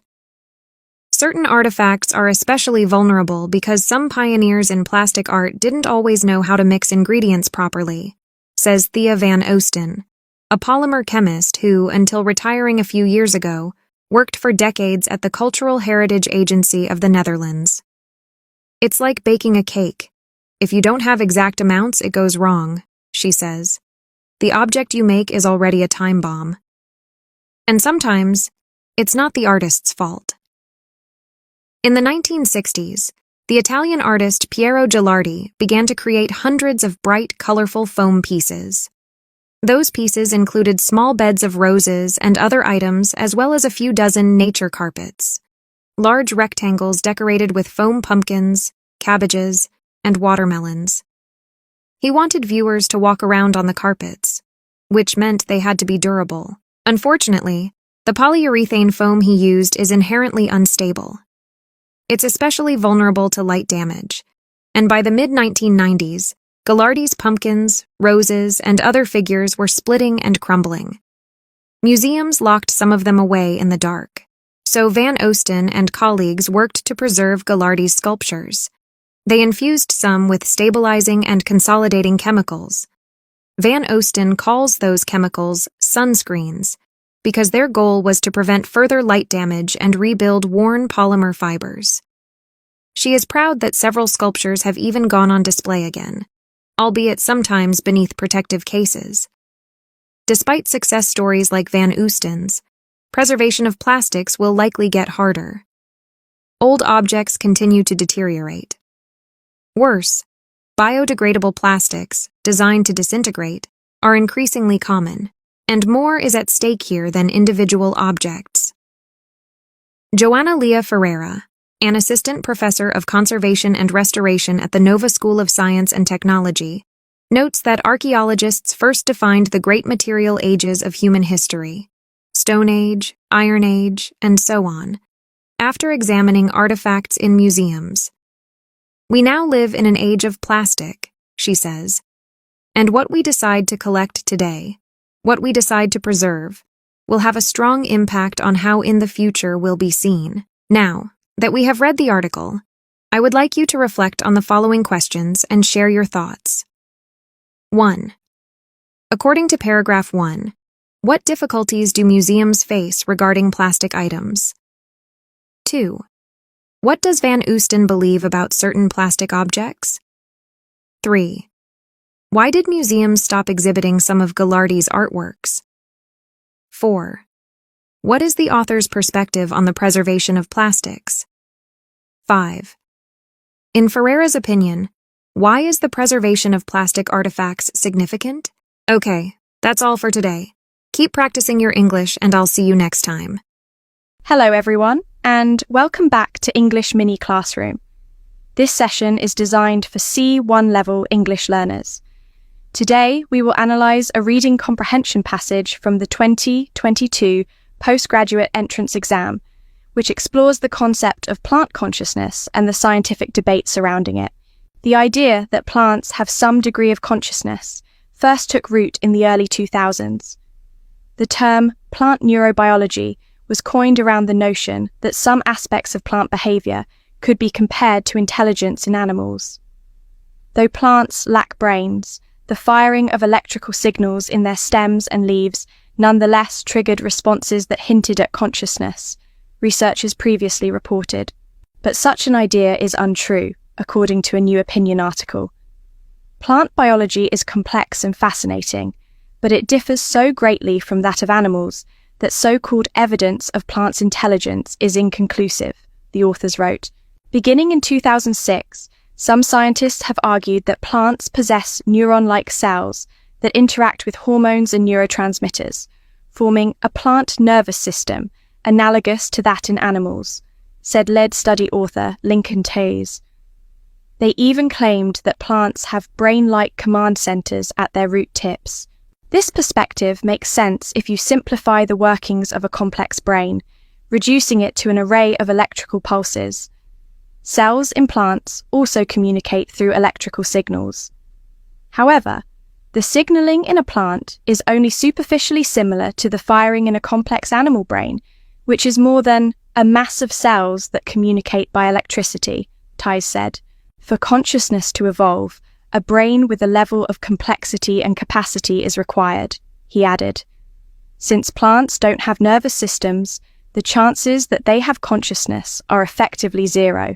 And what's so great about consciousness anyway? Plants can't run away from danger, so investing energy in a body system which recognizes a threat and can feel pain would be a very poor evolutionary strategy, according to the article. Now, I'm going to ask you 2 questions about today's video. Write your answers in a comment down below. 1. Why do some scientists believe that plants may exhibit behaviors similar to intelligence in animals? 2. According to Lincoln Tais, why is it unlikely that plants have consciousness? That's all for today's lesson. Keep practicing your English, and I'll see you next time. Hello everyone, and welcome back to English Mini Classroom. This session is designed for C1 level English learners. Today, we will analyze a reading comprehension passage from the 2022 postgraduate entrance exam, which explores the growing partnerships between artists and scientists and the unique outcomes these collaborations produce. Enlightening, challenging, stimulating, fun. These were some of the words that Nature readers used to describe their experience of art-science collaborations in a series of articles on partnerships between artists and researchers.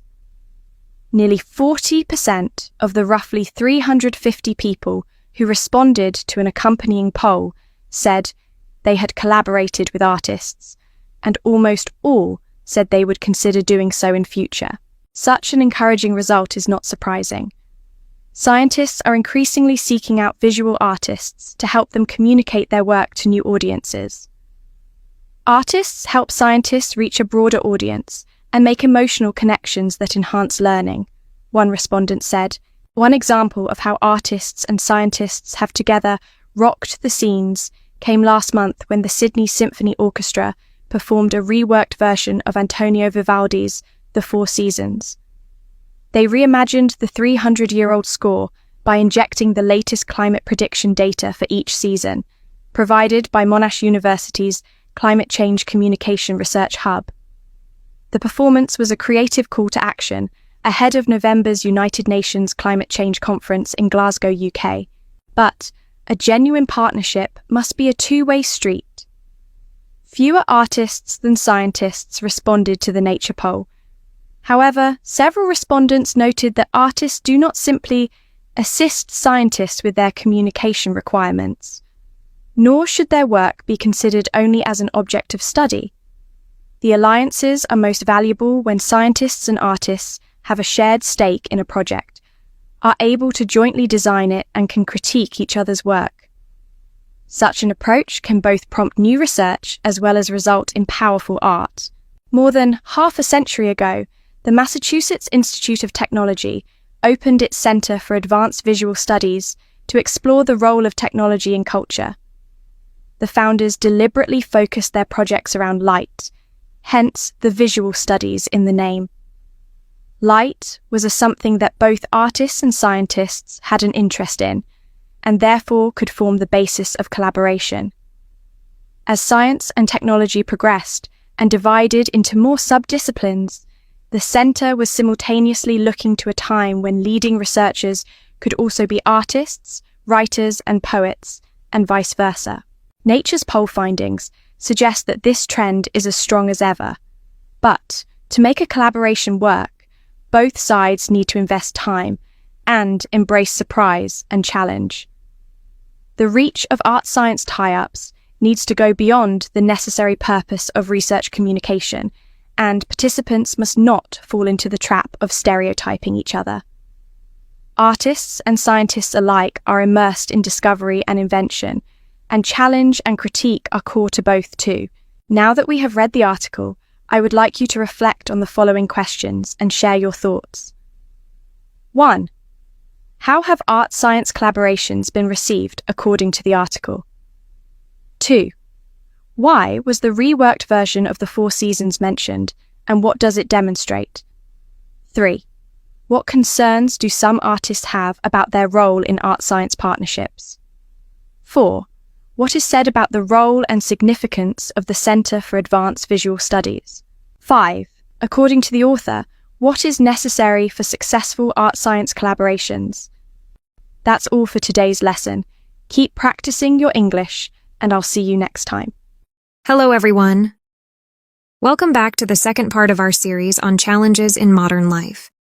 In this video, we will explore health-related, societal, and technological challenges, and how these broader issues affect individuals and communities. Health-related challenges. In today's fast-paced world, health-related challenges have become a critical issue, particularly as lifestyles have shifted towards being more sedentary and stress-driven. The increasing prevalence of lifestyle diseases, such as obesity, diabetes, and hypertension, underscores the need for greater attention to preventive health care. Additionally, mental health disorders, including anxiety and depression, have surged due to rising societal pressures and changing work-life dynamics. Addressing these health-related challenges requires a multifaceted approach. Individuals must take proactive steps toward healthier living through diet, exercise, and stress management, while governments and healthcare systems need to focus on improving access to medical care and promoting public health initiatives. Furthermore, public awareness campaigns and health education play an essential role in helping people make informed decisions about their well-being. By tackling these challenges, society can not only improve individual health outcomes, but also reduce the long-term strain on healthcare systems. Societal challenges. On a broader scale, societal challenges such as inequality, climate change, and political instability impact not only individuals, but entire communities. These challenges are often complex and require collective efforts to overcome. For instance, growing income inequality can deepen social divides, while climate change poses a global threat to the environment and human life. Overcoming societal challenges requires coordinated actions from governments, businesses, and citizens alike. It also calls for innovative solutions and a shared sense of responsibility to address these issues and foster a more sustainable and equitable future. Technological challenges. In addition to health and societal challenges, technological advancements present their own set of challenges. While technology has brought convenience and efficiency to our daily lives, it has also created new problems. Issues like data privacy, cybersecurity, and the increasing reliance on automation raise concerns about the ethical use of technology and its long-term effects on employment. Navigating these technological challenges requires not only legal regulations, but also ethical considerations and a commitment to safeguarding individual rights and the well-being of society as a whole. In conclusion, challenges in modern life come in many forms, whether they are health-related, societal, or technological in nature. Each of these challenges requires individuals and communities to adapt, learn new skills, and work together. Maintaining mental and physical health, addressing large-scale societal issues like inequality and climate change, and understanding the implications of rapid technological growth are all essential in shaping a better future. Facing these challenges with resilience and optimism not only strengthens individuals, but also empowers communities to thrive in a constantly changing world. Okay, that's all for today's lesson. Think about how you can overcome personal challenges, like managing your mental health or balancing work and life. Also, how can communities work together to tackle broader issues such as climate change or technological disruptions? Keep practicing your English, and I'll see you next time. Hello everyone, welcome back to the second part of today's C1 English listening practice video. Let's continue exploring how food is connected to cultural diversity and beyond. In an increasingly globalized world, where linguistic barriers often impede communication, food offers a common ground for cultural exchange, reinforcing its role as a universal connector. Moreover, the rise of food tourism underscores the growing importance of cuisine as a gateway to understanding different cultures. Modern travelers now seek immersive experiences that go beyond traditional sightseeing.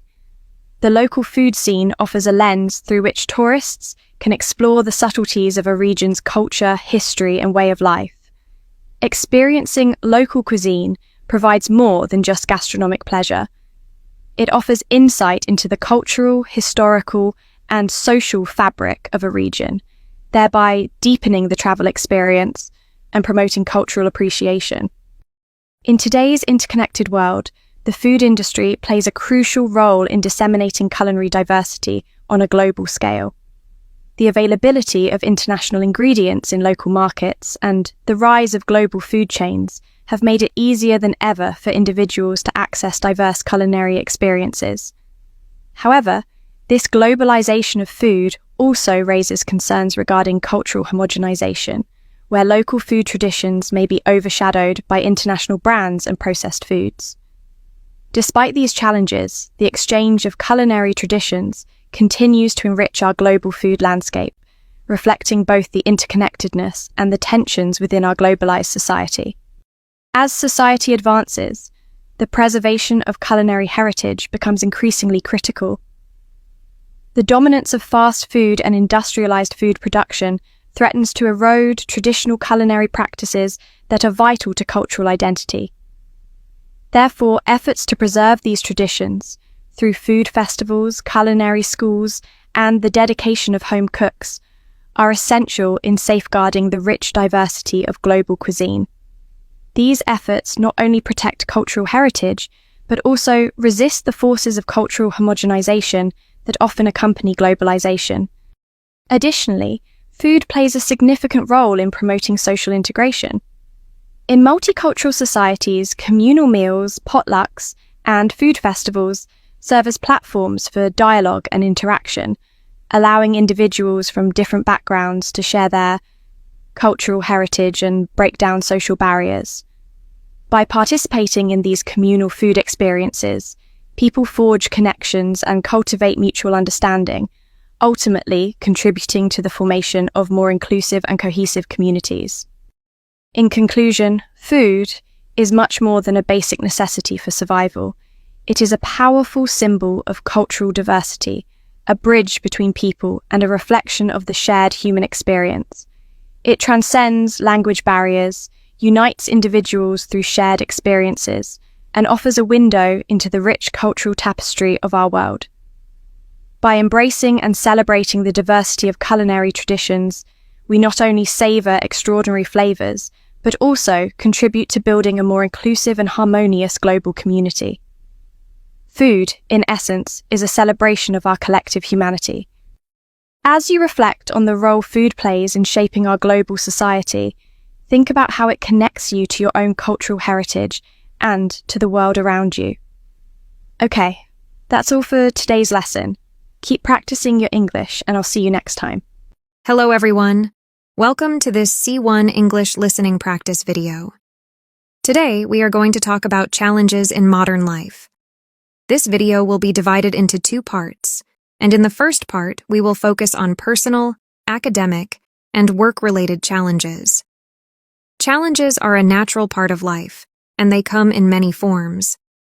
Whether they are personal struggles, academic difficulties, or work-related setbacks, facing these obstacles requires resilience, problem-solving skills, and adaptability. Personal challenges.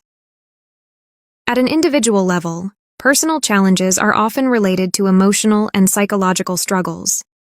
People may experience stress, anxiety, or even depression as they navigate their personal lives. These challenges are especially common in today's society, where social media can often create unrealistic expectations, leading to feelings of inadequacy or confusion about one's identity. Overcoming personal challenges requires emotional intelligence, self-awareness, and sometimes seeking professional support to help cope with difficult emotions or situations. Academic challenges. Students frequently face academic challenges that range from exam pressure to managing deadlines. With the rise of online learning and the fast-paced nature of modern education, students must learn to manage their time effectively, stay disciplined, and master difficult subjects. Many academic challenges stem from the overwhelming workload or the complexity of certain subjects, making it essential for students to develop strong problem-solving skills. By breaking down larger tasks into smaller, manageable steps and using effective study strategies, students can improve their academic performance and reduce stress. Work-related challenges. In the professional world, challenges are ever present. These may involve meeting tight deadlines, learning new skills, or managing conflicts in the workplace. As technology and industries evolve, professionals are constantly required to adapt, often facing the challenge of keeping up with new trends or changes in their field. Dealing with these work-related challenges demands flexibility, a willingness to learn, and strong communication skills to navigate conflicts and collaborate effectively with colleagues. Okay, that's all for today's lesson. Don't forget, in the second part, we'll be discussing health-related, societal, and technological challenges. Keep practicing your English, and I'll see you next time. Hello everyone, welcome to today's C1 English listening practice video. Today we're going to explore a fascinating topic, the relationship between food and cultural diversity. Food is far more than mere sustenance. It represents a profound embodiment of cultural identity and diversity. It transcends geographical boundaries, fostering social unity and bridging cultural divides.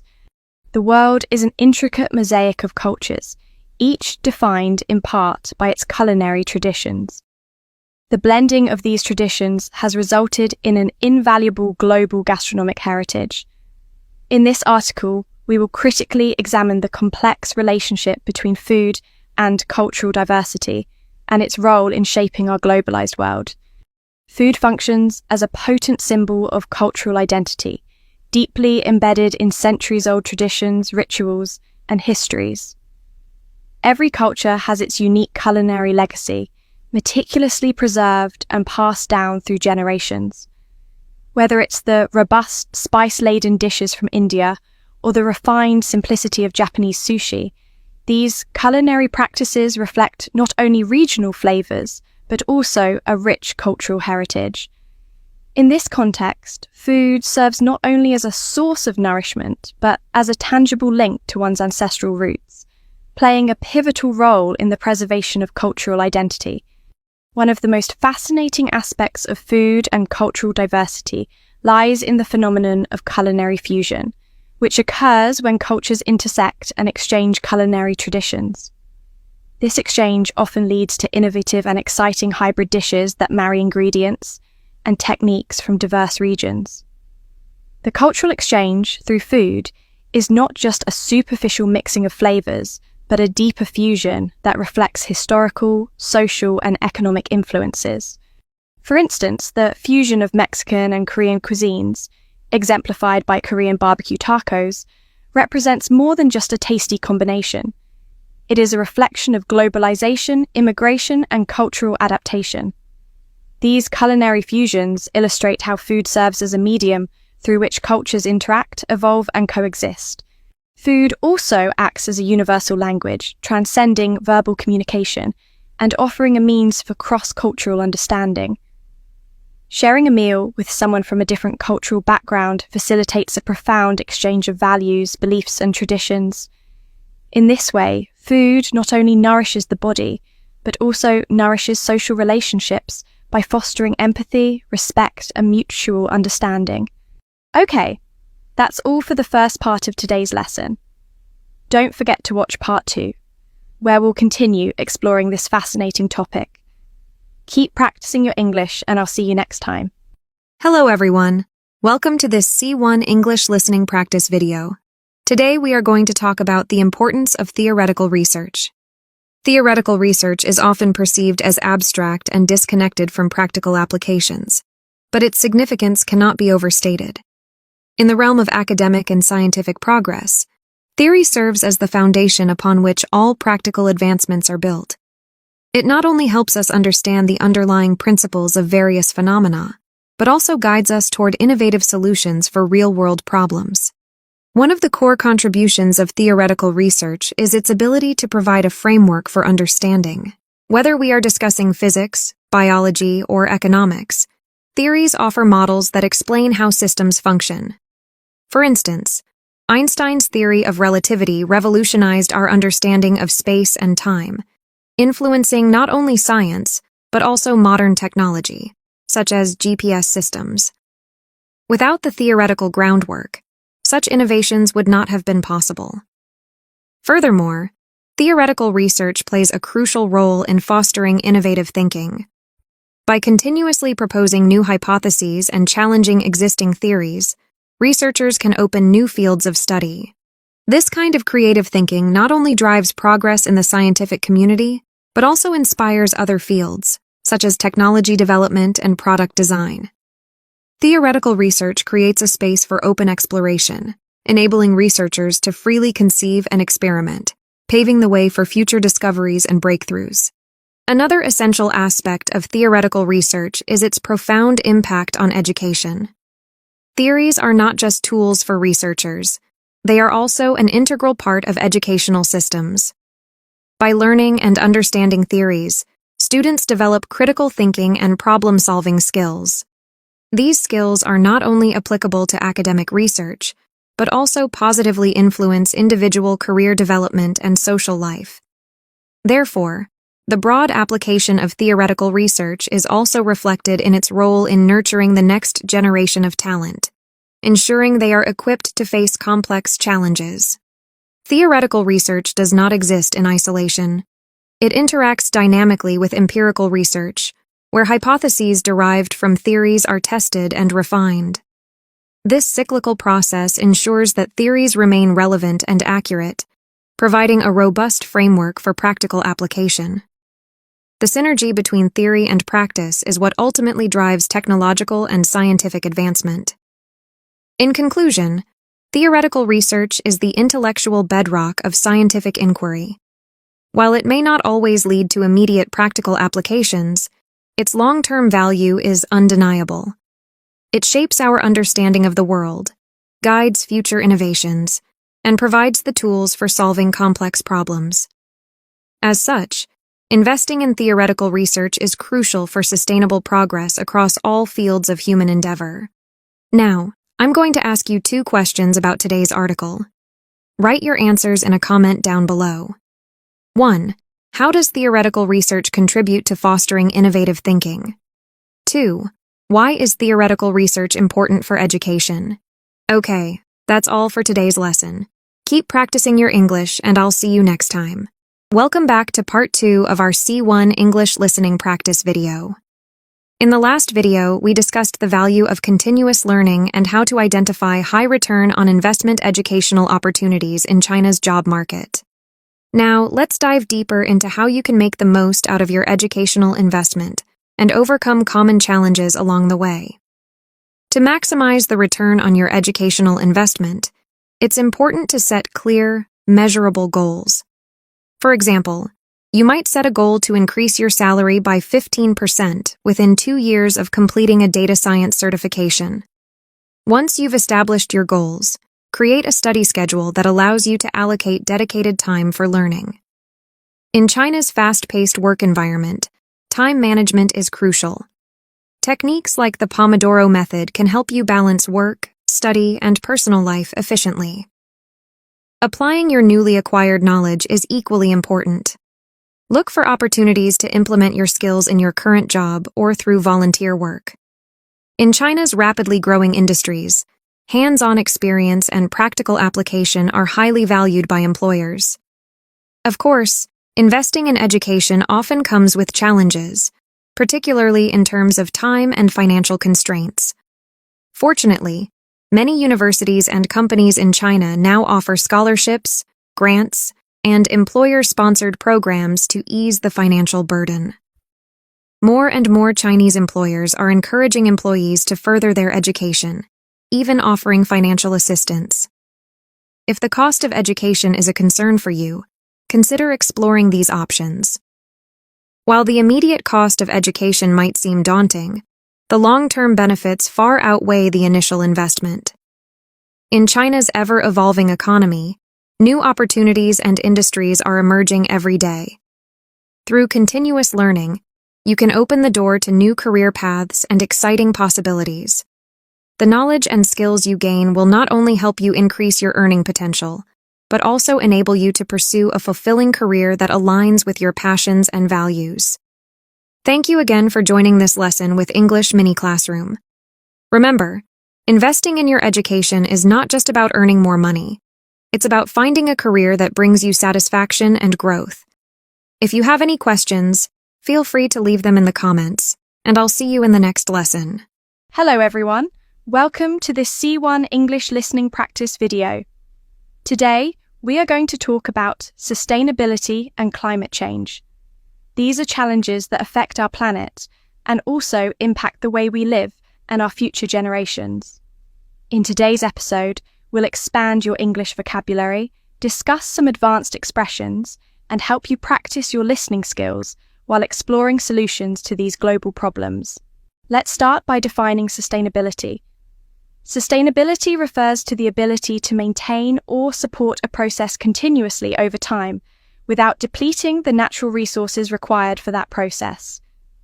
In the context of the environment, sustainability means using resources in a way that ensures they will still be available for future generations.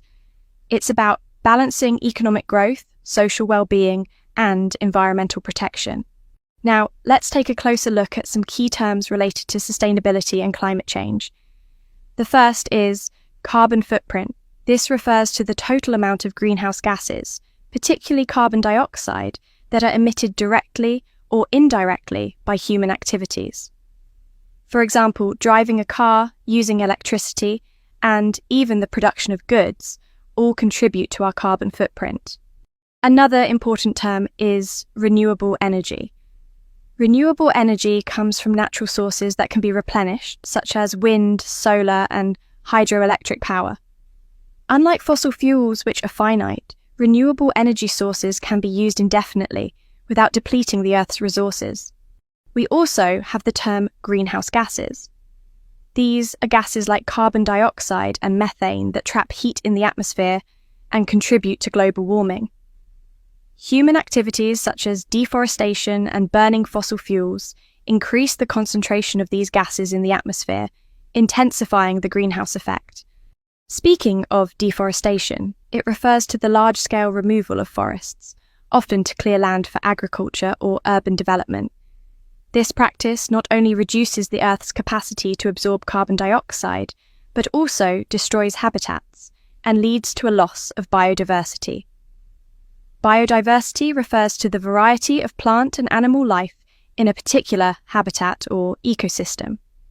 A loss of biodiversity means ecosystems become less resilient, which can have severe consequences for food security, water supplies, and even human health. Let's move on to a conversation to see how these terms come in a real discussion. It seems like we're heading towards a tipping point with climate change. If we don't reduce our carbon footprint, the consequences will be irreversible. But I believe that renewable energy sources are becoming more widespread. If we continue investing in wind, solar and hydrogen, we could turn things around. What about deforestation and the loss of biodiversity? Even if we switch to clean energy, won't the damage to ecosystems be long-lasting? There are efforts being made to reforest areas and protect endangered species. It's going to take time, but we can mitigate the worst effects if we act now. This dialogue highlights some of the key challenges we face today, as well as the hope that the positive action can lead to real change. Let's break down some of the expressions. Tipping point. This refers to a critical moment when a situation becomes irreversible or starts to change rapidly. It's the point at which the effects of climate change become so severe that they can no longer be reversed. Turn things around. This is an idiomatic expression meaning to reverse a negative trend or situation and make it positive. It refers to making changes to slow or stop the progression of climate change. Mitigating the worst effects. To mitigate something means to reduce its severity or impact.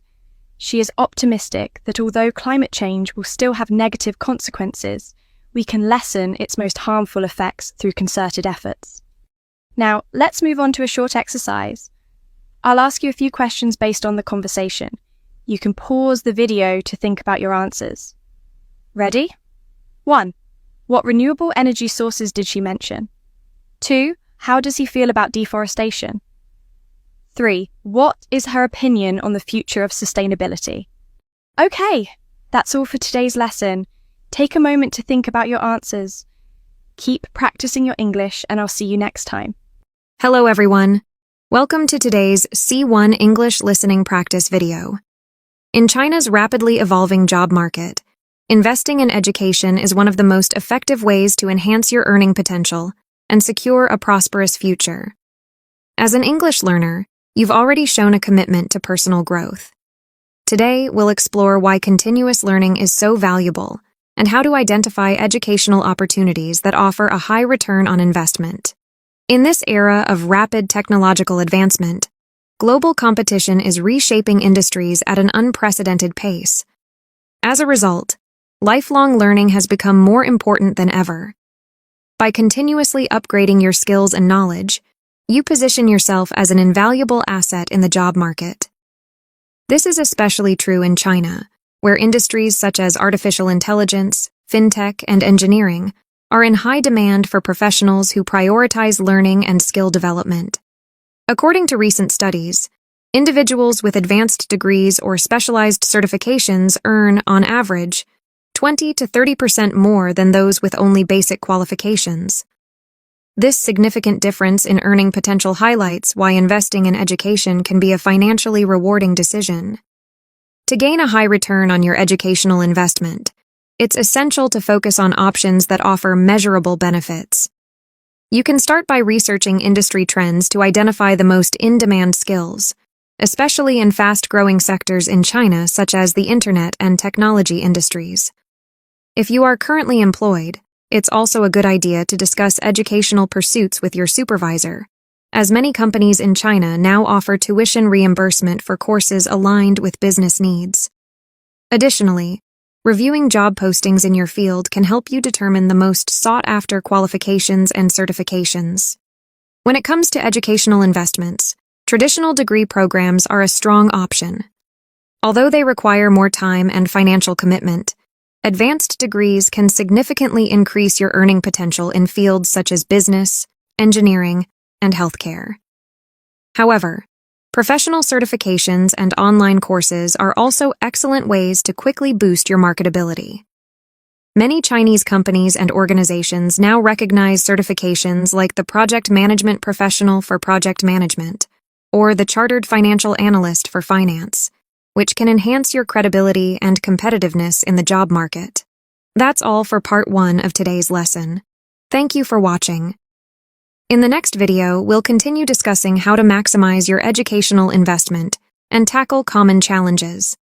Be sure to stay tuned for part 2, and feel free to leave your thoughts or questions in the comments below. Hello everyone, and welcome back to English Mini Classroom. This session is designed for C1 level English learners. Today, we will analyse a reading comprehension passage from the 2022 postgraduate entrance exam, which explores the employment protections provided by New Zealand's Employment Relations Act and their potential impact on businesses and workers. The personal grievance provisions of New Zealand's Employment Relations Act 2000 prevent an employer from firing an employee without good cause. Instead, dismissals must be justified. Employers must both show cause and act in a procedurally fair way. Personal grievance procedures were designed to guard the jobs of ordinary workers from unjustified dismissals. The premise was that the common law of contract lacked sufficient safeguards for workers against arbitrary conduct by management. Long gone are the days when a boss could simply give an employee contractual notice. But these provisions create difficulties for businesses when applied to highly paid managers and executives. As countless boards and business owners will attest, constraining firms from firing poorly performing, high-earning managers is a handbrake on boosting productivity and overall performance. The difference between C-grade and A-grade managers may very well be the difference between business success or failure between preserving the jobs of ordinary workers or losing them. Yet, mediocrity is no longer enough to justify a dismissal. Consequently, and paradoxically, laws introduced to protect the jobs of ordinary workers may be placing those jobs at risk. If not placing jobs at risk, to the extent employment protection laws constrain business owners from dismissing underperforming managers, those laws act as a constraint on firm productivity and therefore on workers' wages. Indeed, in An International Perspective on New Zealand's Productivity Paradox, the Productivity Commission singled out the low quality of managerial capabilities as a cause of the country's poor productivity growth record. Nor are highly paid managers themselves immune from the harm caused by the ERA's unjustified dismissal procedures. Because employment protection laws make it costlier to fire an employee, employers are more cautious about hiring new staff. This makes it harder for the marginal manager to gain employment, and firms pay staff less because firms carry the burden of the employment arrangement going wrong. Society also suffers from excessive employment protections. Stringent job dismissal regulations adversely affect productivity growth and hamper both prosperity and overall well-being. Across the Tasman Sea, Australia deals with the unjustified dismissal paradox by excluding employees earning above a specified high-income threshold from the protection of its unfair dismissal laws. In New Zealand, a 2016 private members' bill tried to permit firms and high-income employees to contract out of the unjustified dismissal regime. However, the mechanisms proposed were unwieldy, and the bill was voted down following the change in government later that year. Now that we have read the article, I would like you to reflect on the following questions and share your thoughts. 1. What are the personal grievance provisions of the ERA intended to do? 2. How might the ERA provisions limit business development? 3. Which measures would the Productivity Commission likely support? 4. What might be an unintended effect of the ERA's unjustified dismissal procedures? 5. What can be inferred about Australia's high-income threshold policy? Okay, that's all for today's lesson. Keep practicing your English, and I'll see you next time. Hello, everyone. Today, we are going to talk about the crucial role entrepreneurs play in driving innovation and growth in the modern economy. In the modern economy, the role of the entrepreneur has never been more pivotal. Entrepreneurs are often viewed as visionaries, individuals capable of identifying gaps in the market and creating innovative solutions that address the needs of consumers. However, beyond the surface-level glamour of startups and innovation lies a profound understanding of risk, resilience, and relentless drive. The journey of an entrepreneur begins with an idea, often rooted in personal experience or a deep observation of societal trends. However, transforming this idea into a viable business model requires not just creativity, but also a significant level of strategic planning and financial literacy. Many entrepreneurs spend countless hours conducting market research, forecasting potential revenue streams, and securing the necessary capital to launch their ventures. But even with meticulous planning, success is far from guaranteed. The entrepreneurial landscape is fraught with challenges, from market competition to regulatory hurdles, and the psychological toll of failure can be overwhelming. Yet, it is often in these moments of adversity that the most successful entrepreneurs distinguish themselves. Their ability to pivot, adapt, and innovate in the face of failure is what separates them from those who falter. One common misconception about entrepreneurship is that it's solely about profits.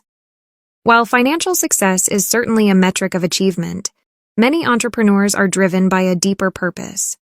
For some, it's about creating products or services that improve the quality of life for others. For others, it's about the challenge of building something from the ground up. This passion for problem-solving and value creation is often what sustains entrepreneurs through the difficult periods of their journey. Additionally, entrepreneurship has evolved in recent years, shaped by advancements in technology and the globalization of markets. The digital age has significantly lowered the barriers to entry for aspiring business owners, enabling even small startups to compete on a global stage. Platforms like e-commerce, social media, and cloud-based tools have revolutionized how businesses operate, providing entrepreneurs with unprecedented access to customers and resources. However, these technological advancements also come with their own set of challenges. Entrepreneurs must constantly stay ahead of emerging trends, ensuring that their businesses remain relevant in an increasingly fast-paced world. The ability to innovate continuously is no longer optional. It's a necessity for survival in today's competitive markets. The entrepreneurial mindset is, at its core, about resilience and adaptability. Entrepreneurs must embrace uncertainty, viewing it not as a barrier, but as an opportunity for growth. They must be comfortable taking calculated risks and learning from their mistakes.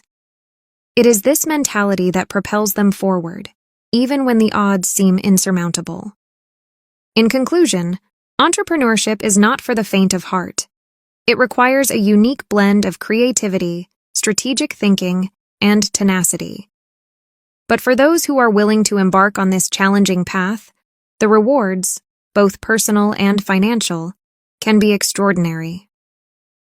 The true essence of an entrepreneur lies not just in the businesses they create, but in their unyielding belief in the power of possibility. Now, I'm going to ask you 2 questions about today's article. Write your answers in a comment down below. 1. What are some key qualities that help an entrepreneur succeed? 2. What is the biggest challenge entrepreneurs face during their journey? Okay, that's all for today's lesson. Keep practicing your English, and I'll see you next time. Hello everyone, welcome to this C1 English listening practice video. Today we are going to talk about globalization. Globalization refers to the increasing interconnectedness and interdependence of countries through trade, communication, and cultural exchange. It influences various aspects of our lives, from the products we buy to the media we consume. While globalization has created new opportunities for businesses, it also presents challenges, such as trade imbalances and cultural differences. Key facets of globalization. 1. Globalization of markets. This refers to the merging of previously distinct national markets into a global marketplace. Companies like Apple, McDonald's, and Coca-Cola have successfully expanded globally, adapting their products to local tastes while maintaining a consistent brand image. However, national differences in consumer preferences and regulations still exist, requiring companies to adjust their strategies accordingly. 2. Globalization of production. This involves sourcing goods and services from various countries to take advantage of differences in labor costs, materials, and expertise. Companies like Apple, for example, design products in the US, but manufacture components worldwide. This global supply chain helps reduce costs and improve efficiency. Drivers of globalization. 1. Technological drivers. Advances in communication technologies, such as the Internet, have made global communication instantaneous, while innovations in transportation have reduced the costs of moving goods across borders. These developments make global trade easier and more efficient. 2. Market drivers.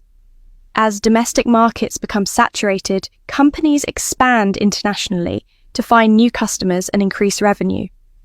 Many multinational corporations, such as Samsung and Toyota, now generate a significant portion of their income from international markets. 3. Cost drivers. Differences in labor costs between countries provide opportunities for companies to lower production costs by outsourcing to countries with cheaper labor. This is common in both manufacturing and service industries. 4. Political drivers. Governments play a crucial role in shaping globalization through trade agreements, tariffs, and immigration policies. Political stability and favorable policies can encourage global business, while protectionism or instability may hinder it. Challenges of globalization. Globalization also presents challenges. Trade barriers, such as tariffs and quotas, can complicate global operations, and transportation costs can increase operational expenses. Political risks, including shifts in government policies or international relations, add another layer of complexity to global business. Companies must carefully navigate these factors when expanding internationally. In conclusion, globalization is a powerful force that continues to shape the global economy, driven by technology, market demand, cost efficiency, and political decisions. Understanding these drivers and challenges is key for businesses seeking to succeed in today's interconnected world. Now, I'm going to ask you 2 questions about today's article. Write your answers in a comment down below. 1. What are the 4 major factors driving globalization? 2. How do companies benefit from the globalization of production? Okay, that's all for today's lesson. Keep practicing your English, and I'll see you next time. Hello, everyone. Welcome to this C1 English listening practice. Today, we will explore the deeper meaning of true love and the key qualities that define it in relationships. Let's begin by understanding what true love truly entails.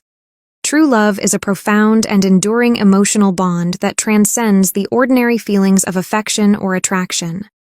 It is often regarded as the foundation of meaningful relationships, but its true essence can sometimes be misunderstood.